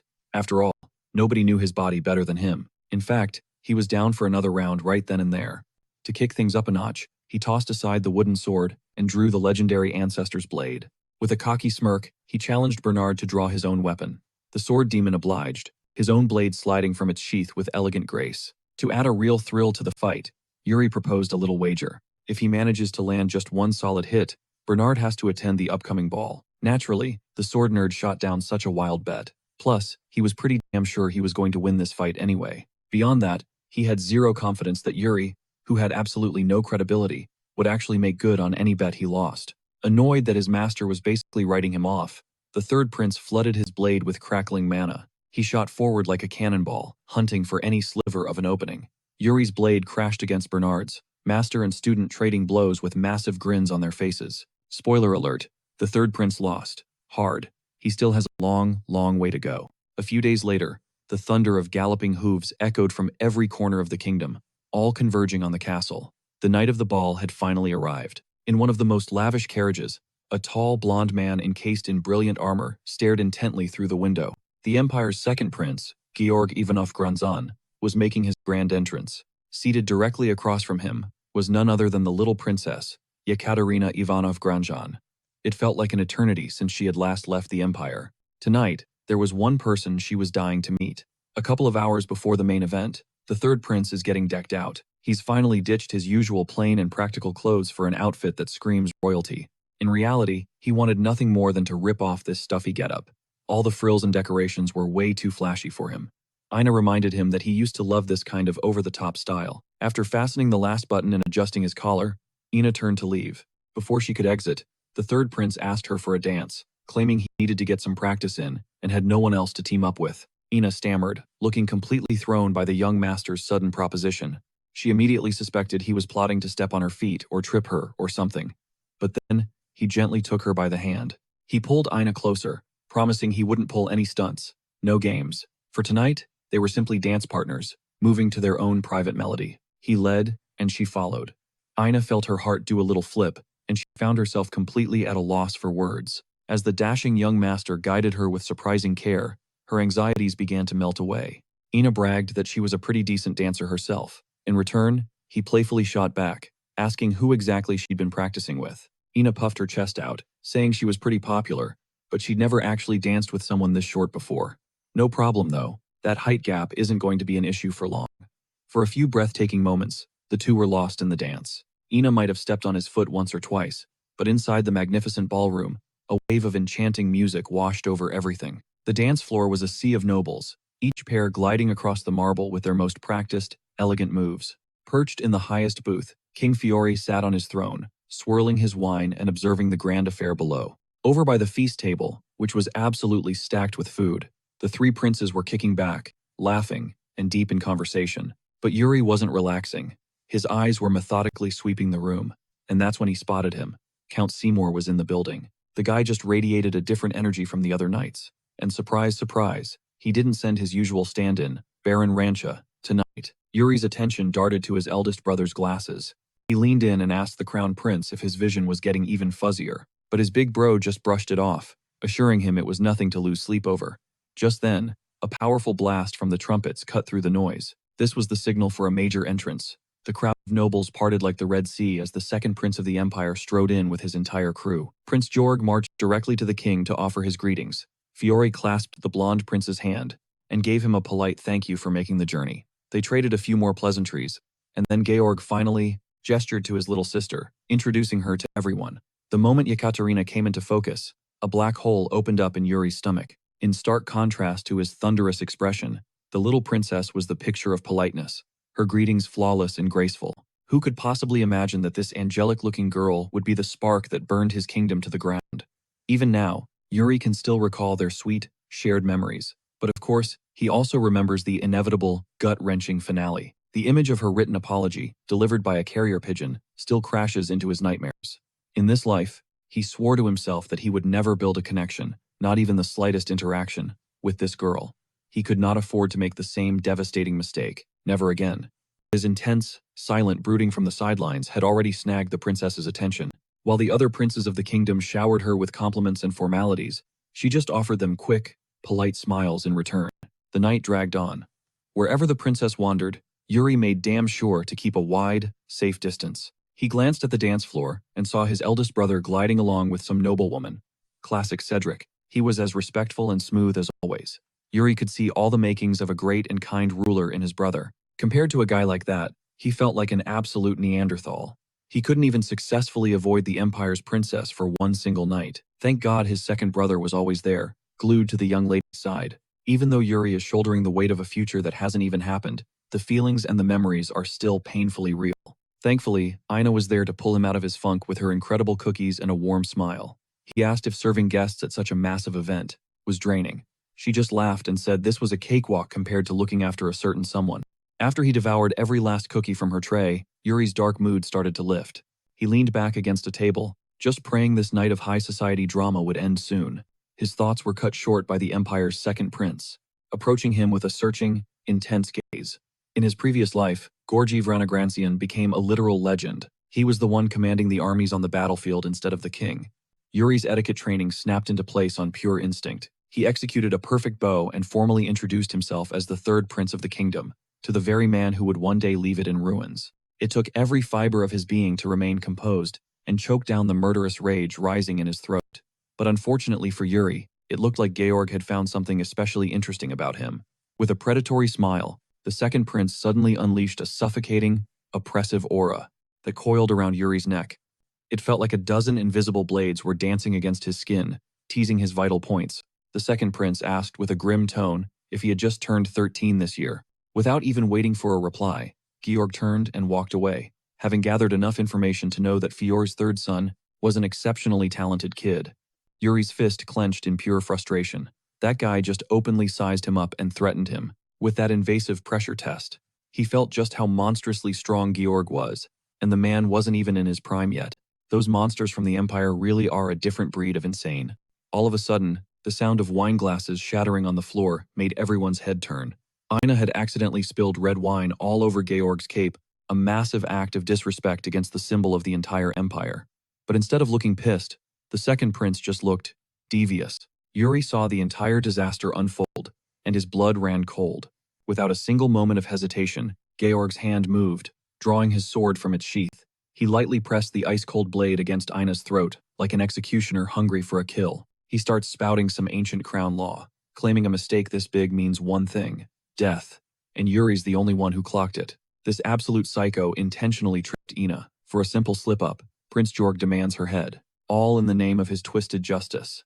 But just as things escalate, the king intervenes, shutting Prince Georg down for ruining the party. King Fiore's voice booms across the hall. If he's so thirsty for blood, he should go spill it on his own turf. Georg can feel the weight of the king's command, forcing him to sheath his blade. He bows, offering a fake-ass apology. He goes on about the mutual respect between their kingdoms, but it's all a setup. Then, he pulls a masterclass redirection. He drops a name, Gatentia, an imperial knight Fiore personally executed on Empire soil. Back then, the emperor was chill about it. He respected the king's honor and didn't ask for payback. And Prince Georg is now using that incident as leverage, framing the situation as the exact same thing. Slicing off this maid's head, he argues, is about protecting the peace and honor of both nations. This is a power move, a low-key challenge to Fiore's authority. With just one smooth-brained argument, Georg has the king completely boxed in. If the king stops this execution, it'll look like he's disrespecting their agreement, basically declaring war on the empire over a single maid. Yuri's mind races, weighing the options. Necessities and conditions, ideals versus reality, logic versus power are all tenets that get completely steamrolled by the core philosophy of Bryol. A person from Bryol must never abandon honor. It's a code you live and die by. That oath is everything. And just as Prince Georg raises his sword, ready to send Ina's head flying, Yuri's voice cuts through the silence. He strolls into the center of the room and declares, "The maid is his." He states that since she works for him, her screw-up is his screw-up, prince to prince. He challenges Georg to rethink the whole execution thing. But deep down, Yuri feels like this is just karma for his past life catching up to him. For the crimes of his past, the universe dealt him a garbage hand, and now he's forced to play it. It's not like he ever had a choice. So, instead of a public execution right here, right now, he offers an alternative, a trial by combat. Hearing this kid's serious proposal, the second prince of the empire just bursts out laughing. He's totally amused, but now, he's definitely going to remember the name Yuri. As the two princes face off, the air crackles with tension as every noble in the room holds their breath. Georg turns to the king, announcing his intention to accept this absolutely insane offer. The king, seeing no other way out, reluctantly agrees, even though he knows he's basically feeding his son to a pack of wolves. But then, Prince Georg pulls another move to save face. He claims their power levels are too different for a direct fight, so he'll use a proxy for the duel. He announces he'll choose the youngest knight from the Imperial Guard, just to give the third prince a fighting chance. With the drama settled, Georg decides he's had enough of this party, and dips.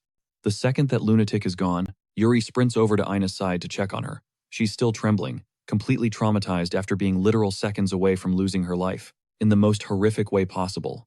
Yuri offers her a hand, but the poor girl is too weak to even stand. She's crushed by the guilt of knowing her master is now in deep trouble because of her. In the end, the other maids have to help carry her out.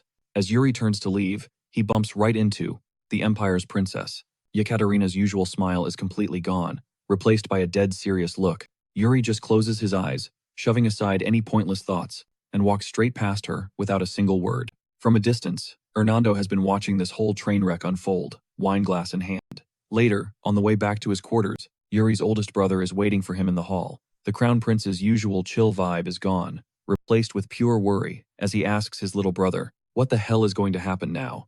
Yuri just tells him straight up he couldn't just stand there and watch that monster butcher Ina like an animal. The crown prince just sighs, ruffling Yuri's hair with genuine affection. It's been a hot minute since he's felt his brother's real concern for him.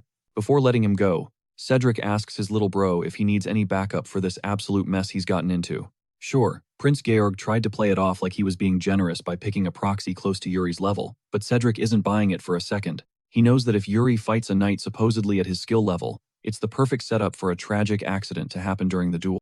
Cedric offers to step in, to handle this whole situation his way. However, Yuri refuses. He started this fire, and he's going to be the one to put it out. Seeing that unwavering confidence radiating from his little brother, Cedric backs off, deciding to put his faith in him. Meanwhile, the party is completely wrecked. With the second prince storming out, it's now Cedric's job to go fix the awkward, heavy vibe in the ballroom. Man, Yuri really admires his big bro. He's positive that if their kingdom hadn't been destroyed in his past life, Cedric would have been an amazing king. This time around, he's determined to see what kind of kingdom his brother would build. For Brielle to endure under Cedric's reign, the boy has no choice but to battle through and forge a future with his own hands. It took Georg virtually no time to nominate the youngest knight in his entire order, and today, some red-headed prodigy cooked up by the Empire has stepped onto the stage to face the third prince, with everyone watching from their seats. Judging by that thrilled grin on his face, Hernando didn't seem the least bit concerned about this showdown. As for Captain Sand, he's seen his fair share of geniuses, and from the knight's refined movements, he can tell the guy's energy is flawlessly stable. The knight is clearly a master of the blade as well. This dude is the pinnacle of the Empire's military machine. But while Captain Sand is stressing hardcore over Yuri's safety, the court mage beside him is just kicking back with a smile and a quiet chuckle. Up on the stage, the third prince was just casually stretching his arms and yawning, as if this fight was the biggest chore in the world. In Hernando's professional opinion, there was absolutely nothing to be worried about. In this world, the rank of Grand Wizard is a peak that's practically unreachable. Among all the titles granted to mages, this one is exclusively for those who have mastered what is known as origin magic. And among those all-powerful origin spells lies the ultimate ability to peek into the world's destiny, the all-seeing, fate-revealing magic. In this entire world, only a single mage has ever managed to learn that overpowered skill, and his name is Hernando. He remembers the time he went up against the third prince. It was back when they were both in their degenerate gambling phase. That was the very first time he had ever lost money since awakening his origin magic. At first, he tried to write it off as a simple coincidence. Maybe his luck was just bad that day, but that was impossible. His fate-revealing magic let him read an opponent's hand and the flow of fortune with a single glance, but when it came to that brat, he couldn't see a single thing about his future. When he pushed his power to its limit, all he saw was the illusion of a mountain made of swords piercing through the veil. He could just make out a boy with black hair and an arrogant fire in his eyes. It was, without a doubt, the third prince. Hernando witnessed the young man tear through hordes of enemies. Even as his own body was bloodied and battered, he swung his sword without yielding for a single second. The strange vision ended with the young knight finally collapsing in absolute despair. Back then, Hernando just dismissed the vision as a weird glitch in his ability, a fluke, if you will. From that moment on, he became conscious of an anomaly that defied the universal order. And Hernando was right there beside the prince the whole time. He observed the kid's unpredictable actions and his radical changes, convinced that his fate-revealing magic could eventually shatter that seemingly impenetrable wall. But now, it all makes perfect sense. He is certain that Prince Yuri is a man who walks without a destiny. And right now, that very kid, with no foreseeable future, is about to put his skills on display for everyone in the arena. His opponent has been warming up, swinging his sword on the other side of the stage, which is driving the impatient third prince absolutely insane. Second Prince Jorg called out to the fighters to see if they were ready, and both combatants gave the signal to begin. Under the king's intense, watchful eye, the trial by combat officially began. In the opening seconds, both the prince and the knight kept their distance, cautiously watching for the slightest twitch or sudden move. The instant the signal was given, Yuri launched himself forward at a terrifying speed, shocking the imperial knight. The knight had a flash forward of himself being caught by that first strike so badly that a quarter of his torso was completely annihilated. But like a true battle-hardened warrior, the knight pushed through the initial shock and snapped his sword up to defend. They became a blur, trading blows in mere milliseconds while darting all over the stage. Yuri's blade was a fluid extension of his will, attacking and defending, switching between lethal offense and an unbreakable guard. As the fight intensifies, he finds it harder and harder to suppress the smile creeping onto his face. And now, the opponent who was trying to catch him off guard is sporting a long, fresh cut on his cheek. In the crowd, King Fiore turned to his court mage. With all the concern of a worried father, he asked Hernando what he foresaw as the outcome of this deadly dance of blades. But in all honesty, the all-seeing mage couldn't predict the end result in the slightest, and instead of feeling worried, he was absolutely thrilled. The king recalled that when the young mage first arrived in Brielle, he claimed that he was led there by heaven's own guidance. When the king asked if his time to depart had finally come, Hernando gave a decisive and simple answer: no. Fiore breathed a sigh of relief. He was glad such a valuable powerhouse was staying by his side. Hernando gave a humble reply, to which the king warned that being excessively modest could attract misfortune. Guiding the king's attention back to the fight, he then asked the strongest swordsman in the world for his expert opinion on who the superior fighter was, between the two warriors on the stage. Without a shred of doubt, King Fiore gave the title to the empire's prodigious young knight. Logically speaking, and based on all available evidence, the king's assessment was absolutely correct. It's finally starting to make sense to Hernando why the heavens guided him to this specific kingdom. The universe was pushing him into the orbit of a single man who could completely upend the world's destiny. His first guess was that he was being led to the realm's greatest swordsman, the king himself. But honestly, after years of absolute peace, he was ready to call it a day, just pack his bags and bounce. Except now, this fascinating young man is evolving into something truly extraordinary, and there's no way Hernando is leaving before he sees how this plays out. The moment the young knight charged him head-on, Yuri unleashed his mana, enveloping his ancestral blade in a terrifying aura. He was done playing games, done testing the waters. It was time to drop the pretense and end this ridiculous farce. The knight felt it instantly, a terrifying surge in the prince's speed. The blade moved like liquid steel, a silver glint dancing around him before closing in for the kill, right at his throat. As the searing heat of the mana scorched his skin and the chilling metal crept closer, the young knight squeezed his eyes shut, bracing for the inevitable end. But the people who were truly shook were the royals watching from the imperial deck. From his vantage point, Fiore could track every single move in that lightning-fast assault, down to the smallest detail. Even Captain Sand was just staring, jaw on the floor, at the insane turnaround on the stage. As for Hernando, a wry smile spread across his face at the kid's final decision. He had actually twisted his sword at the last possible microsecond, mere inches from a clean decapitation. He deliberately halted his attack the very moment the young knight finally choked out his surrender. The viewing decks erupted in thunderous cheers for the prince. For years, Hernando had wandered the continent, following cosmic signs. Who would have ever guessed he'd find someone who could defy the very light that guided him? Life became death, and death was reborn as life. The humble mage's entire destiny had been rewritten, and so had the boy's. Every move he makes is a middle finger to the cosmos. Yuri Briol is the only known being unbound by the chains of a predetermined fate, and Hernando cannot wait to see what kind of chaos this kid is about to unleash on the world. The thought of how this anomaly will reshape global destiny sends a thrilling chill down the mage's spine, and just like that, 5 years of calm settled over the land of Briols. Today, a brand new maid is sprinting through the castle corridors, a bundle of pure anxiety. It's her first day, and she's already lost, completely mixing up her assigned wing. Right as she was praying, she could slip into place unnoticed. A sharp voice froze her in her tracks. The voice was deep, his eyes were dark, and his jet-black hair was the symbol of Briol's unwavering loyalty. The man began grilling her, his tone full of suspicion as she wandered the deserted halls. The rookie struggled to keep her cool, trying to recall what her trainers had taught her. The man just kept staring her down. His face wasn't a stone mask, so he couldn't be the king.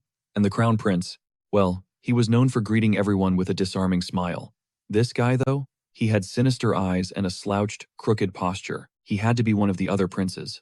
Terrified of messing up with a royal on her literal first day, the newbie tried to excuse herself and escape, but the man just roared at her, enraged that she would dare ignore his royal presence. He demanded to know if the maids had some secret handbook, specifically telling them to avoid him at all costs. His patience worn thin, the prince decided it was time to school the new girl on proper etiquette, and not gently. But before things could escalate, a chill voice called out, telling his brother to quit being a creep. Back when the newbie was in training, everyone warned her to keep an eye out for one other person in this massive fortress. They said if she ever saw a ridiculously handsome man with a confident swagger and a sword strapped to his hip, she was to greet the third prince with the highest level of respect.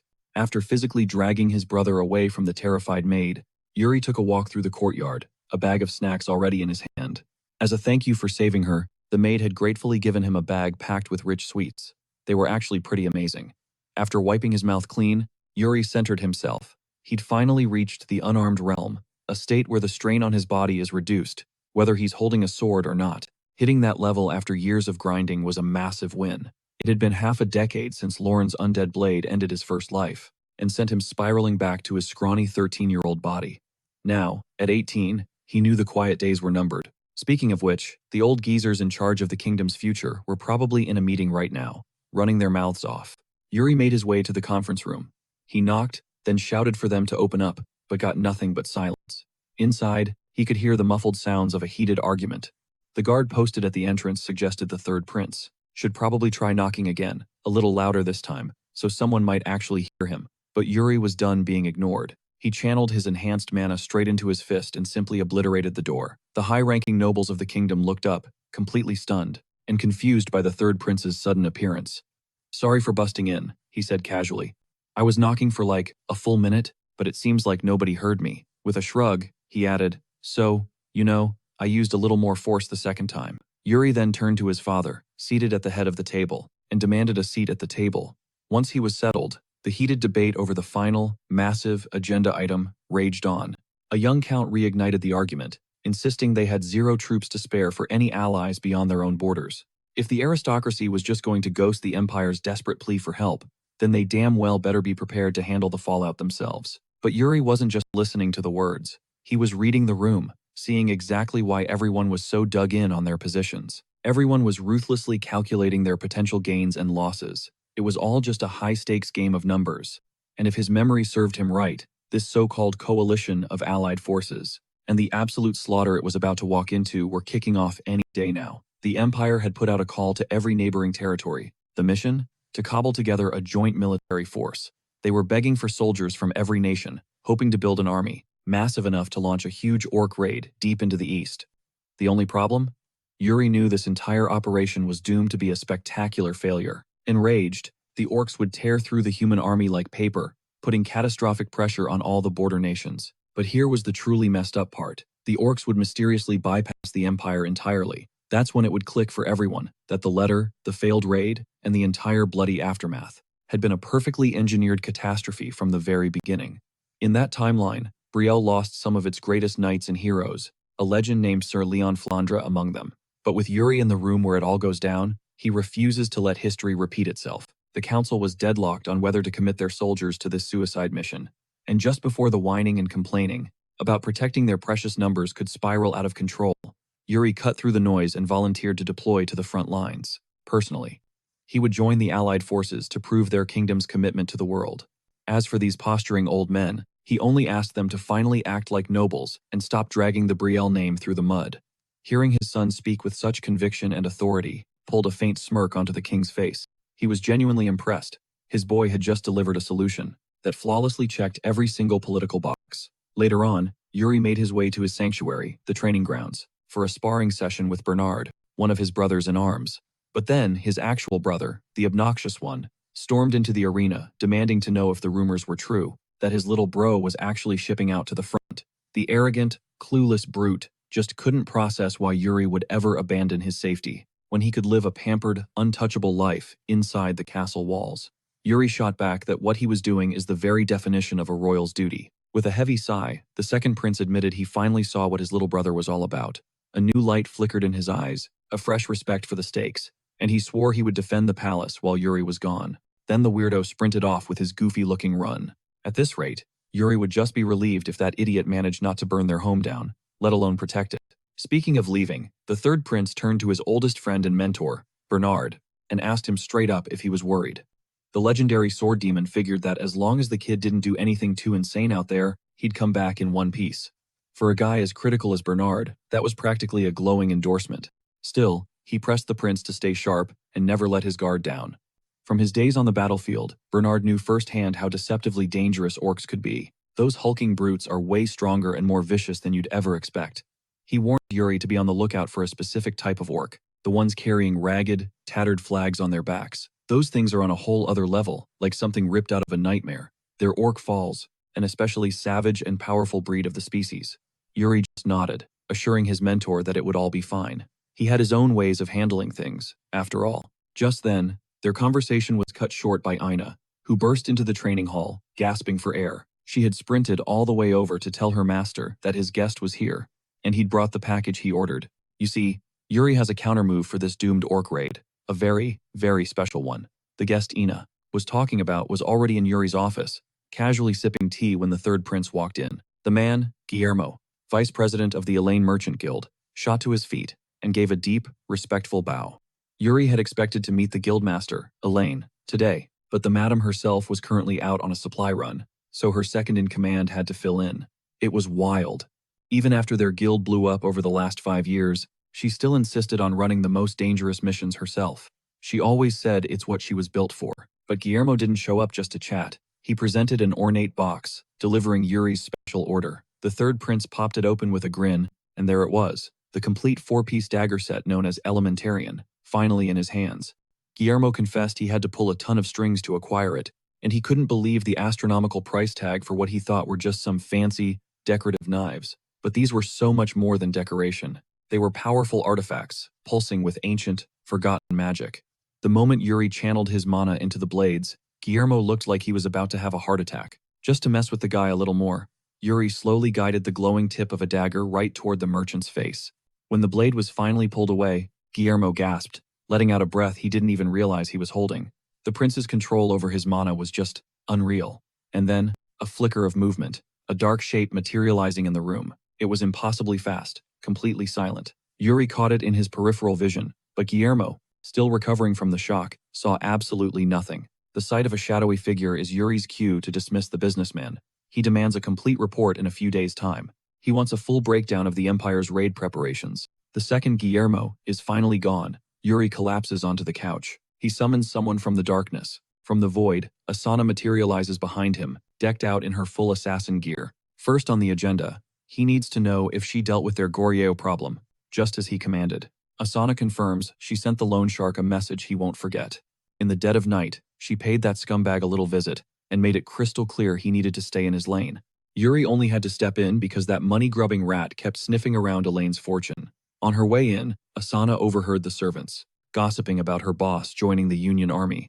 Her voice tightens with worry as she begs him to be careful. You'd think he was marching into enemy territory all by himself. But that couldn't be further from the truth, because Asana is tagging along for the ride. And when he questions if she can even keep up, her typically deadpan face cracks into a gorgeous smile. Anywhere is an upgrade from the hell she came from. She's sticking by her master's side, even through the chaos of war. A few days later, the march begins. Right before shipping out, Crown Prince Cedric finds his little brother as he's strapping on his slick new black armor, his expression laced with deep concern. All he asks is for Yuri to watch his back out there. But the third prince just scoffs, boasting that on the front lines, he's basically invincible. He's got big plans to elevate Briol's reputation. He fires the concern right back, pointing out how his big brother's vision is getting wrecked, from having his face buried in books 24/7. Before parting, Cedric pulls his younger brother into a desperate, tight hug, praying it won't be their last goodbye. Yuri promises he'll be back before he knows it. The war horns blare, a thunderous call that seizes every soldier's attention. High up on a grand platform, King Fiore stands before his nation to begin the departure ceremony. The army's newly appointed commander ascends the carpeted stairs with an aura of pure confidence. The kingdom's third prince, shining in his brand new armor, looks absolutely legendary, speaking not as a king, but as a father. Fiore asks his son if he has butterflies in his stomach, telling the young man to turn around and witness the soldiers he is about to lead. The town square is a sea of Briol warriors, all lined up in perfect formation. Every single one is a precious life that he now has to carry on his shoulders. And realistically, not every man in this square is coming back. But Yuri is dead set on making sure none of them suffer the pathetic deaths he witnessed in his past life. For the final time, the king challenges his son, asking if he's ready for such a monumental burden. But before he can utter a single word, King Fiore vanishes from the podium, and the entire square is suddenly choked by an overwhelmingly hostile aura. Yuri's eyes lock onto the man before him, and he's slammed by a murderous intent so thick and vicious it makes his body tremble. His feet feel like they're bolted to the ground. Every fiber of his being screams that this thing striding towards him is here for his life. It's not a man. It's death personified. As the dark figure lifts its blade, Yuri knows that attempting to dodge will only guarantee a more agonizing end. Luckily, the third prince never, ever skipped training his body and mind for exactly these kinds of high-stakes situations. Channeling the ancestral mana method, he ignites his core to fight off the paralyzing terror. He draws his sword with a steady hand, dropping into a solid defensive stance. But instead of waiting for his opponent to set the pace, he unleashes the soul-severing slash to meet death's charge head-on. Up on the stage, the blades of father and son clash to a dead stop. A satisfied grin spreads across King Fiore's face as he commends his boy for a job well done. That single sword strike was Yuri's official send-off. King Fiore isn't the type to drag out ceremonies. His only order is for his son to return home alive. Like a hardened general, Yuri Briole turns to face the men he is about to lead through the very depths of hell. He thrusts his sword into the air, and his soldiers erupt, passionately chanting his name. With absolute conviction, he demands that they place all their trust and faith in him. The banners are raised, and blades are unsheathed. The soldiers of Briole begin their march. Miles away, at the border, news of Yuri's deployment travels fast, reaching the ears of a particular individual. Deep within a dungeon, orcs are held captive, not as prisoners, but as research subjects. Count Seymour, the kingdom's legendary first line of defense, is very much looking forward to his meeting with the fated prince. 5 years later, the army has made camp, and the prince is deep in tactical thought. After meticulously scanning the map, he asks Sir Raymond for an ETA on their journey. The knight reports that they must first cut through the border town, and then the city of Gid, before they can finally hit the assembly point in Balshad. But just then, a horribly familiar voice slices through the camp's quiet. It's the voice of the same scumbag who murdered him in his past life.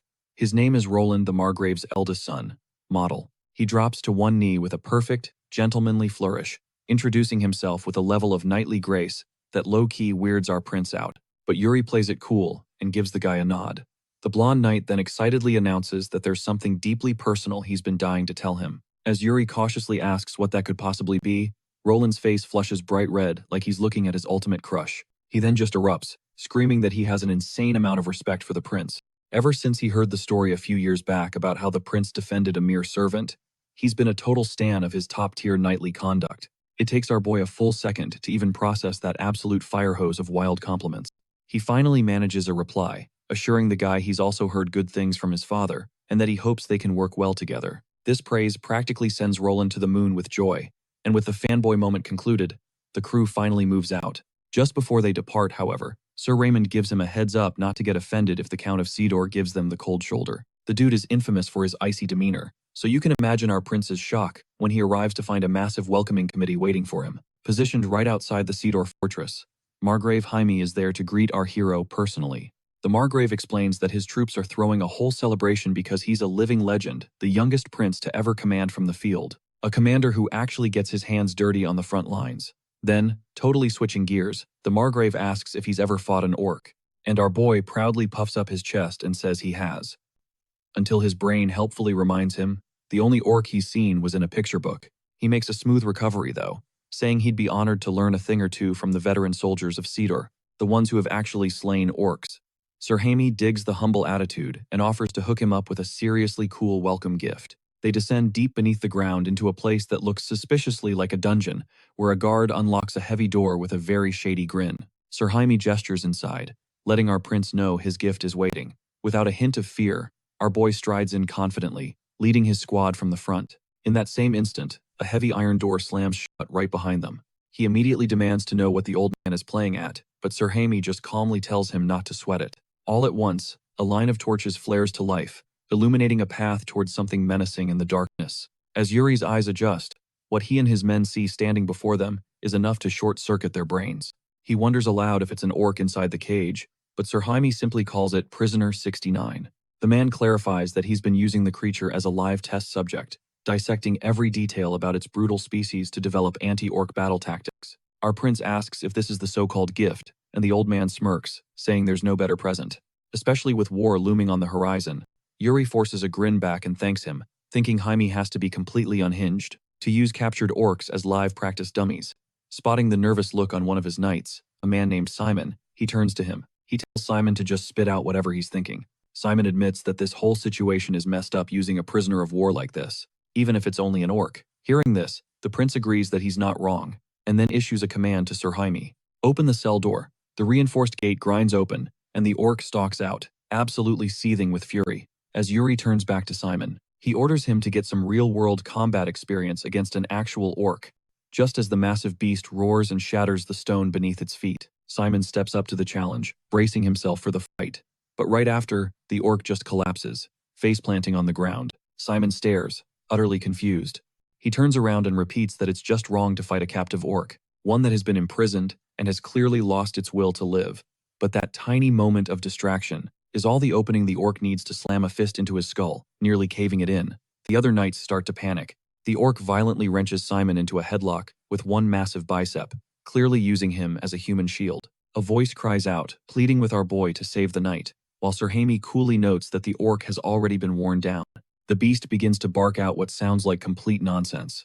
It keeps the knight locked up tight, as if it perfectly understands how a hostage situation works. Our hero is totally thrown off. He never imagined the monster would be smart enough to take someone hostage. Sir Jaime then casually says he'll go get a translator. At that moment, a hooded figure peeks out from the shadows, and Jaime immediately orders the person to come forward. Yuri is looking completely lost, but the hooded figure, whose name is Corey, starts translating as the orc snarls again. He reports that the creature is making a simple threat: let it go free, or the knight dies.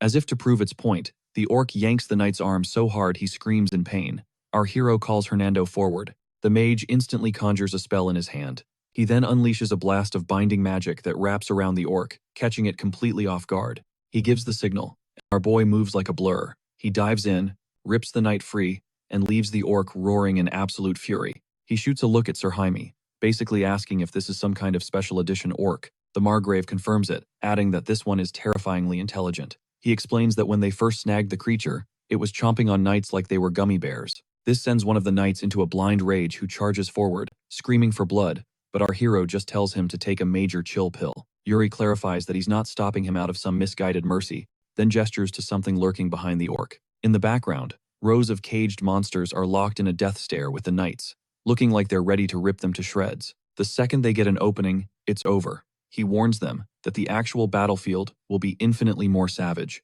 Then he drops the bomb. This is just the tutorial. A little while later, 3 knights find themselves squaring off against a pack of orcs. One of the beasts tries to get an edge by swinging a fiery torch, but Hernando just throws up a mana shield, shutting it down with 0 effort. In the chaos, another knight finishes off his opponent. As he stands over the body, our hero gives him a proud clap, but the knights themselves look more disturbed than triumphant. Yuri gets it.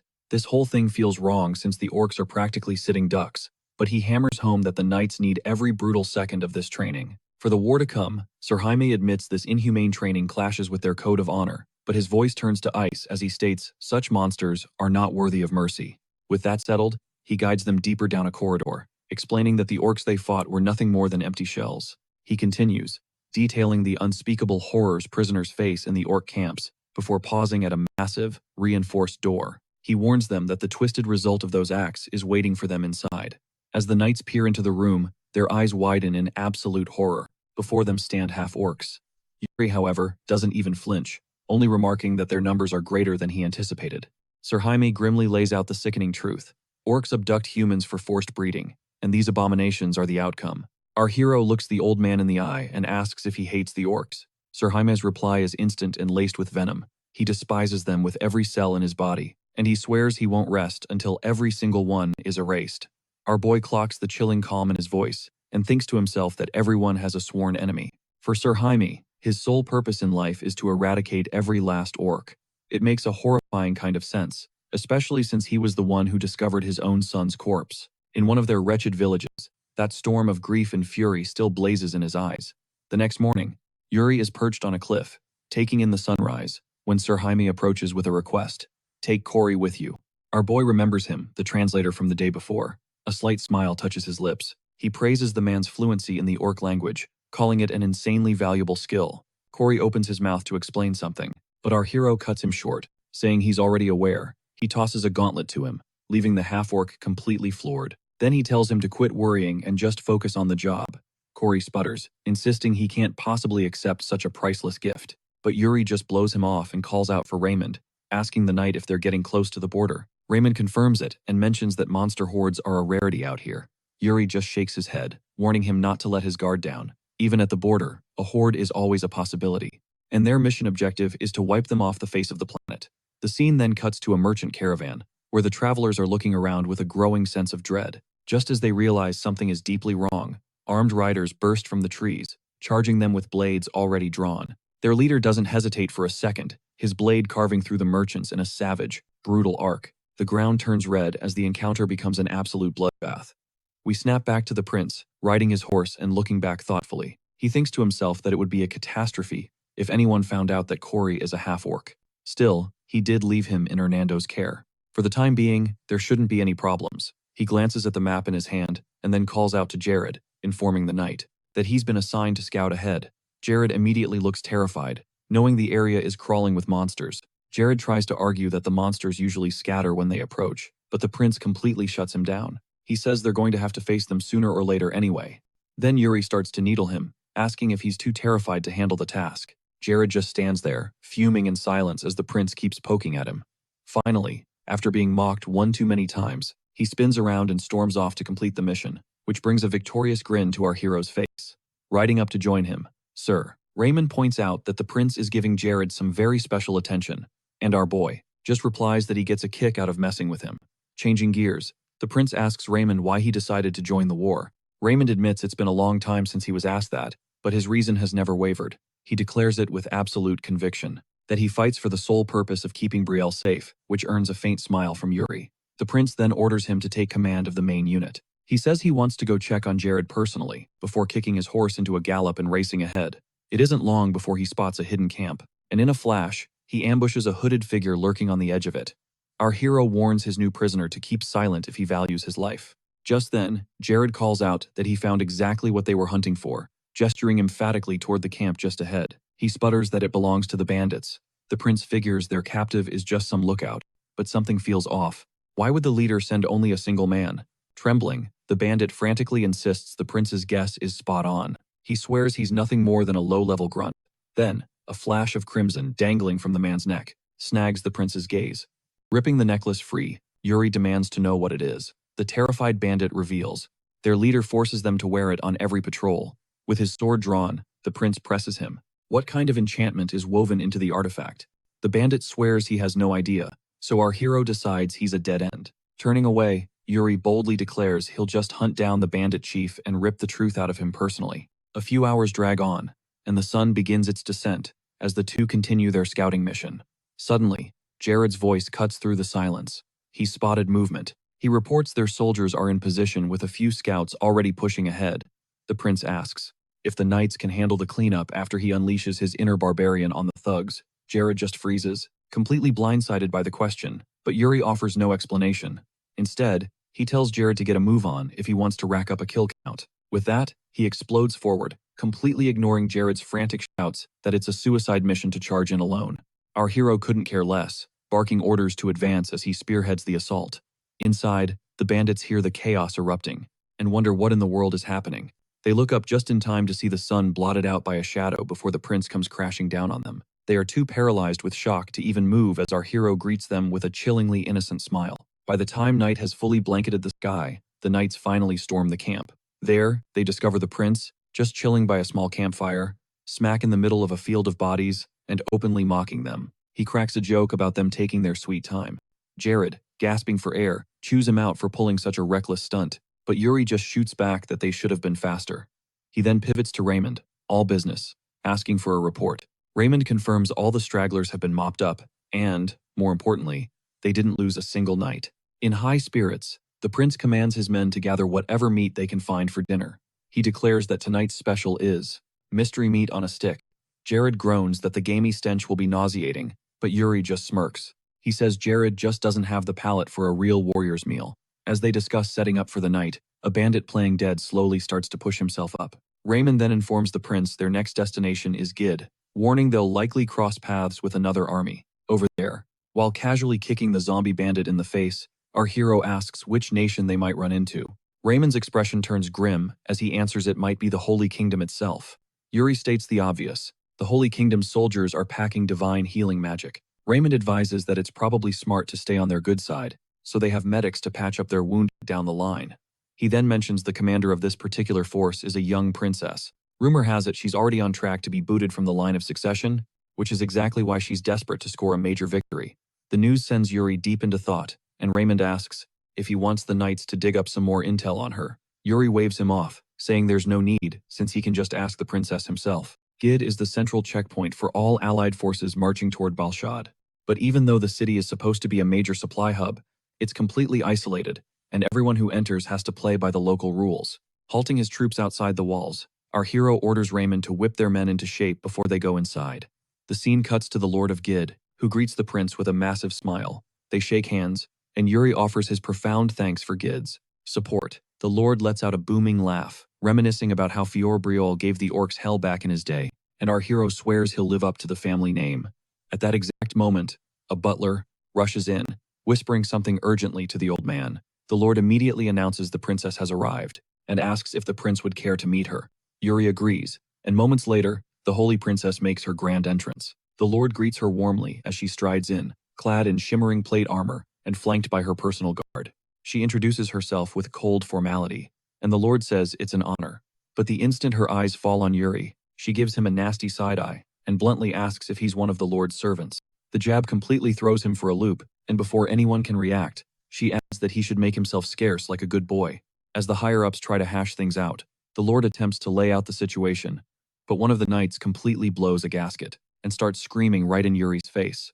Our hero, totally unfazed by the drama, introduces himself as the third prince of Braya.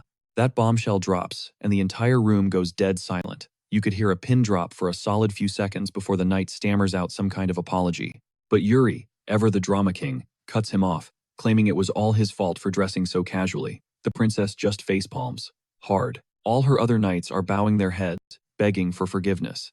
Even after T shows up, our hero keeps messing with the princess, asking if his fit really makes him look that broke. She tries to play it cool, quietly begging him to stop, but Yuri is absolutely living for this moment. At last, he cuts the act and properly introduces himself, offering his hand, which the princess reluctantly takes. He gets curious and asks her age. She tells him she's 20. He just smirks, revealing that he's only 18, and then declares he's going to talk to her casually from now on. The Lord is absolutely thrilled by this turn of events, saying he's stoked the two forces can bond over smashing monsters. Sevilla just awkwardly goes along with it. The prince then starts grilling her about her missing soldiers, and she explains they're scheduled to arrive a day late. He immediately voices his concern that something bad might have happened to them. The princess fires back that her troops are incredibly disciplined and demands to know exactly what he's implying. He explains that orcs are notorious for setting traps and launching ambushes on enemy troops, a fact the Lord immediately confirms. Yuri just waves it off, saying that it shouldn't be a problem for the legendary troops of the Holy Kingdom. Still, he warns Sevilla to keep his words in mind. A little later, Hernando asks our hero for his take on the Holy Knights. Yuri calls them way too old school and predicts the princess is about to get into some serious trouble very soon. Still, he admits she has some potential before switching gears and asking Hernando if he's positive the necklace was from this area. The mage is dead sure this is the only place an item like that could possibly be sold. Our hero remembers how those red stones are specifically designed to be orc bait, triggering a berserker fury that makes them go wild. He wonders out loud if the item might be an artifact. Hernando agrees, even though it looks way too flimsy to be the real deal. They leave the salty shopkeeper behind, while Hernando mutters that somebody must have completely cleared out the stock. Yuri looks totally unimpressed, but in that moment, Hernando points ahead, buzzing with excitement. He blurts out that the knights are gambling in a bar. A slow smirk spreads across the prince's face, as he says he absolutely can't let that stand. He goes on to say that a true military force has to lead by example, and Hernando is just eating it up, nodding frantically with every word. Meanwhile, in another part of the city, one of the holy knights asks Sevilla if her meeting with the Lord was a success. The vice captain immediately butts in, saying he's heard that the Prince of Braya is not to be trusted. He continues to throw shade at Yuri, and even starts bad-mouthing Braya itself. Sevilla sharply warns him to watch his tone, but the guy completely ignores her, continuing his tirade about the prince's awful manners and his seriously questionable fashion choices. His insults keep escalating until he just comes right out and says that Yuri is going to die in this war. That finally gets him a sharp shut up from the princess. The vice captain finally zips it, and Sevilla changes the subject, asking about the status of their soldiers. Fennec confidently brushes it off, telling her to chill out and leave it all to him. He then excuses himself, announcing he's about to head out on patrol. The moment he's gone, Sevilla lets out a huge sigh of relief. A while later, Fennec strolls into the bar, which is absolutely packed. Scanning the rowdy scene, he squints and demands to know what unit that noisy bunch belongs to. One of the knights tells him they're Braya's men, and a look of disgust crosses his face as he watches them playing cards. He scoffs at their pathetic discipline and roasts them for ignoring orders and regulations. Another knight snaps back, throwing a jab that Braya's knights are useless garbage, just like their leader. Fennec declares that he can't let this reckless behavior slide. He loses it, screaming that he can't take it anymore as he storms toward them, shouting and demanding what the hell they think they're doing. He accuses them of treating this alliance like some kind of a joke, and keeps on ranting about how disgraceful they are. Just then, a voice cuts him off as our hero claps a hand on his shoulder and asks for his name. But instead of just answering, the dude starts running his mouth. He says Yuri's awful attitude is bound to infect his own soldiers. Then he taunts him, claiming they need someone who can actually throw down, not some guy who sits around playing cards. To top it all off, he smugly adds that he's certain our boy has never even held a real sword, so his expectations are literally zero. But the prince tunes out all that static and calmly asks if the Holy Kingdom has no rules about basic manners, seeing as the man still hadn't answered his question. That single comeback sends the vice captain into a full-blown panic. Right at the exact moment the captain herself walks into the pub, her voice cuts through the pub, sharp as a whip. "What are you doing in here? You're supposed to be on patrol." He stammers out some pathetic excuse, but she's not having it. "Get outside. Now. Do your job." With one last nervous glance at his captain, he practically bolts from the tavern. She turns to Yuri, an apology on her lips, but he just waves it off. "Don't even sweat it. Trust me. I know how hard it is to keep soldiers in line." He tells her with a smirk, "You can just make it up to me next time." He sees the tension coiled in her shoulders, and it all clicks. This is what Raymond was talking about. "Look," he says, backing off. "Not my circus. Not my monkeys." He immediately pivots his attention back to his card game. Outside, the vice captain confronts her. "Are you really friends with the Prince of Briol?" She shuts him down with an icy glare. "You got a problem with that?" Hearing her tone, the vice captain makes it clear that he's already laid out all his concerns, but their conversation is cut short by a soldier sprinting toward them. He collapses to the ground, gasping for air and begging forgiveness for his intrusion, but he's carrying a critical dispatch from the main force. The captain cuts straight to the point. "What happened?" The messenger's words are a gut punch. The main troops are getting absolutely hammered by orcs. The city's lord immediately asks if she's really deploying this late at night, even suggesting she request aid from the Briol army, arguing that it would be the best way to minimize the damage. Hearing this, the vice captain explodes, spitting that the Holy Kingdom doesn't need anyone's help. He aggressively asks the Lord if he's implying the Holy Kingdom can't crush a few orcs. The Lord insists that's not what he meant at all. and the captain steps in. It's fine. I understand your concern, but this is a task we can handle ourselves. With that settled, the Holy Kingdom's army mobilizes, a river of steel vanishing into the darkness to save their comrades. The second they're out of earshot, the Lord quietly orders his subordinate to notify the Briol army about the attack and plead for their assistance, because deep down, he knows they're out of time and can't take on the orcs alone. Over at the Briol army camp, the prince reads the letter, and without a change in expression, tells Raymond the Lord is requesting their help to back up the Holy Kingdom. The prince then states they absolutely should not accept the plea. The reason? The request isn't an official one from the Holy Kingdom itself. He knows for a fact that the hot-headed vice captain was just letting his pride talk, and then orders Raymond to prep their forces for the fight ahead. He also sends Roy to drag the soldiers out of the bars and back into formation, who instantly dashes off into the bustling market. Once all the preparations are complete, he decides he's going to thoroughly enjoy this surprise night raid and begins marching toward the battlefield. Alongside his soldiers, he calls out, "Are you all drunk?" And a thunderous, cheerful roar answers him back. They're not drunk, they're just hyped for the brawl. He then checks on Jared, asking if he's feeling okay because he looks a bit green, but Jared reassures him once more that he's good to go. Roland approaches the prince, his voice filled with genuine admiration.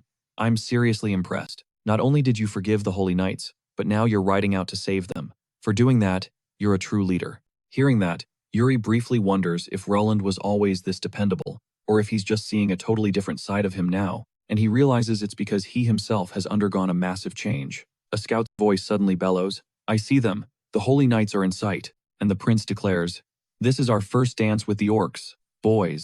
His voice rings out over the legion. "I will be the first one to charge in, and the last one to pull out.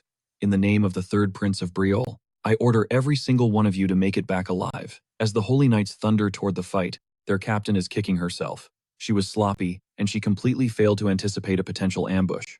Recalling some sage advice, it hits her like a ton of bricks. She should have been far more cautious. The captain yells to Fennec that they're targeting the orc commander, because they need to put a swift end to this battle.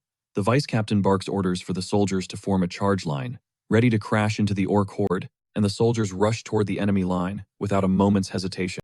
She begins an incantation, a holy light washing over her troops, to give their abilities a massive power-up. As they charge deeper toward the enemy, they run right over a shimmering magic circle. It's a devastating trap. The moment they cross it, the ground convulses violently before shattering beneath them. The Holy Knights, along with their war horses, plummet into the gaping chasm. The captain's stomach drops as she falls, wondering if she's made yet another terrible call, a thought that sends her spiraling into her past. You see, she was hailed as a prodigy, praised by everyone for wielding holy powers. At an impossibly young age, that praise was a drug, and to keep getting her fix, she pushed herself to master the sword. She even started beating her own brother in duels, but it turned out to be the single worst decision of her life, because after that, her brother forced her onto the front lines of every single war. He spun tales about how she'd ascend to heaven if she fought for God, but the cold reality was that he was setting her up to die in battle so he could claim the throne uncontested. Snapping back to the present, she groans and pushes herself to her feet. The captain barks at everyone to hold the line, but her blood runs cold when she realizes they're all drenched in oil, with orcs looming on the ridge above. Each one holds a flaming torch. This was never just an ambush. It was a death trap designed to burn them alive. Desperation claws at the captain as she scrambles for a plan, any plan, to get her people out of this inferno. Just as her hope begins to crumble, a blur of motion descends from above, obliterating the orcs. Our boy is there, telling her to wake up and asking if it's really that impossible, to call for backup. A rope drops into the pit, and the knights scramble up it, escaping the oily death trap. She tells him she's in his debt, while the vice captain, now totally humbled, salutes the prince and begs forgiveness for his earlier disrespect. The guy swears he'll never forget this moment for the rest of his dead-end existence. The prince just waves it off, saying he's confident. The Holy Kingdom will have Brielle's back whenever they call. With the immediate crisis over, our boy spots the remaining orcs trying to slip away. They failed their mission to wipe out the Holy Knights, and now they're running scared.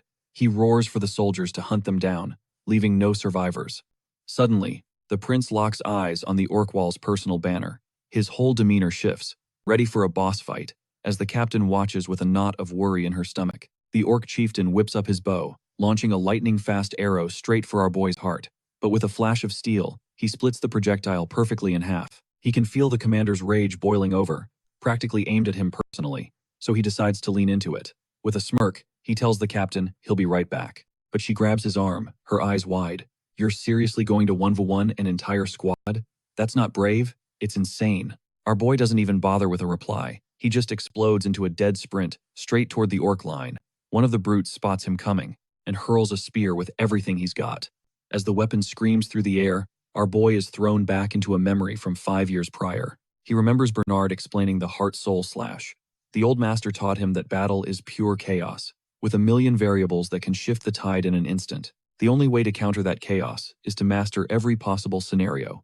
Unless you have the heart-soul slash. For one breathtaking moment, the technique cranks all your senses to the absolute limit, allowing you to instantly process the entire battlefield and guide your blade for the most devastatingly efficient strike. Back then, a younger Yuri didn't understand a single word of Bernard's philosophical rambling. He just pleaded with him to explain it like he was 5.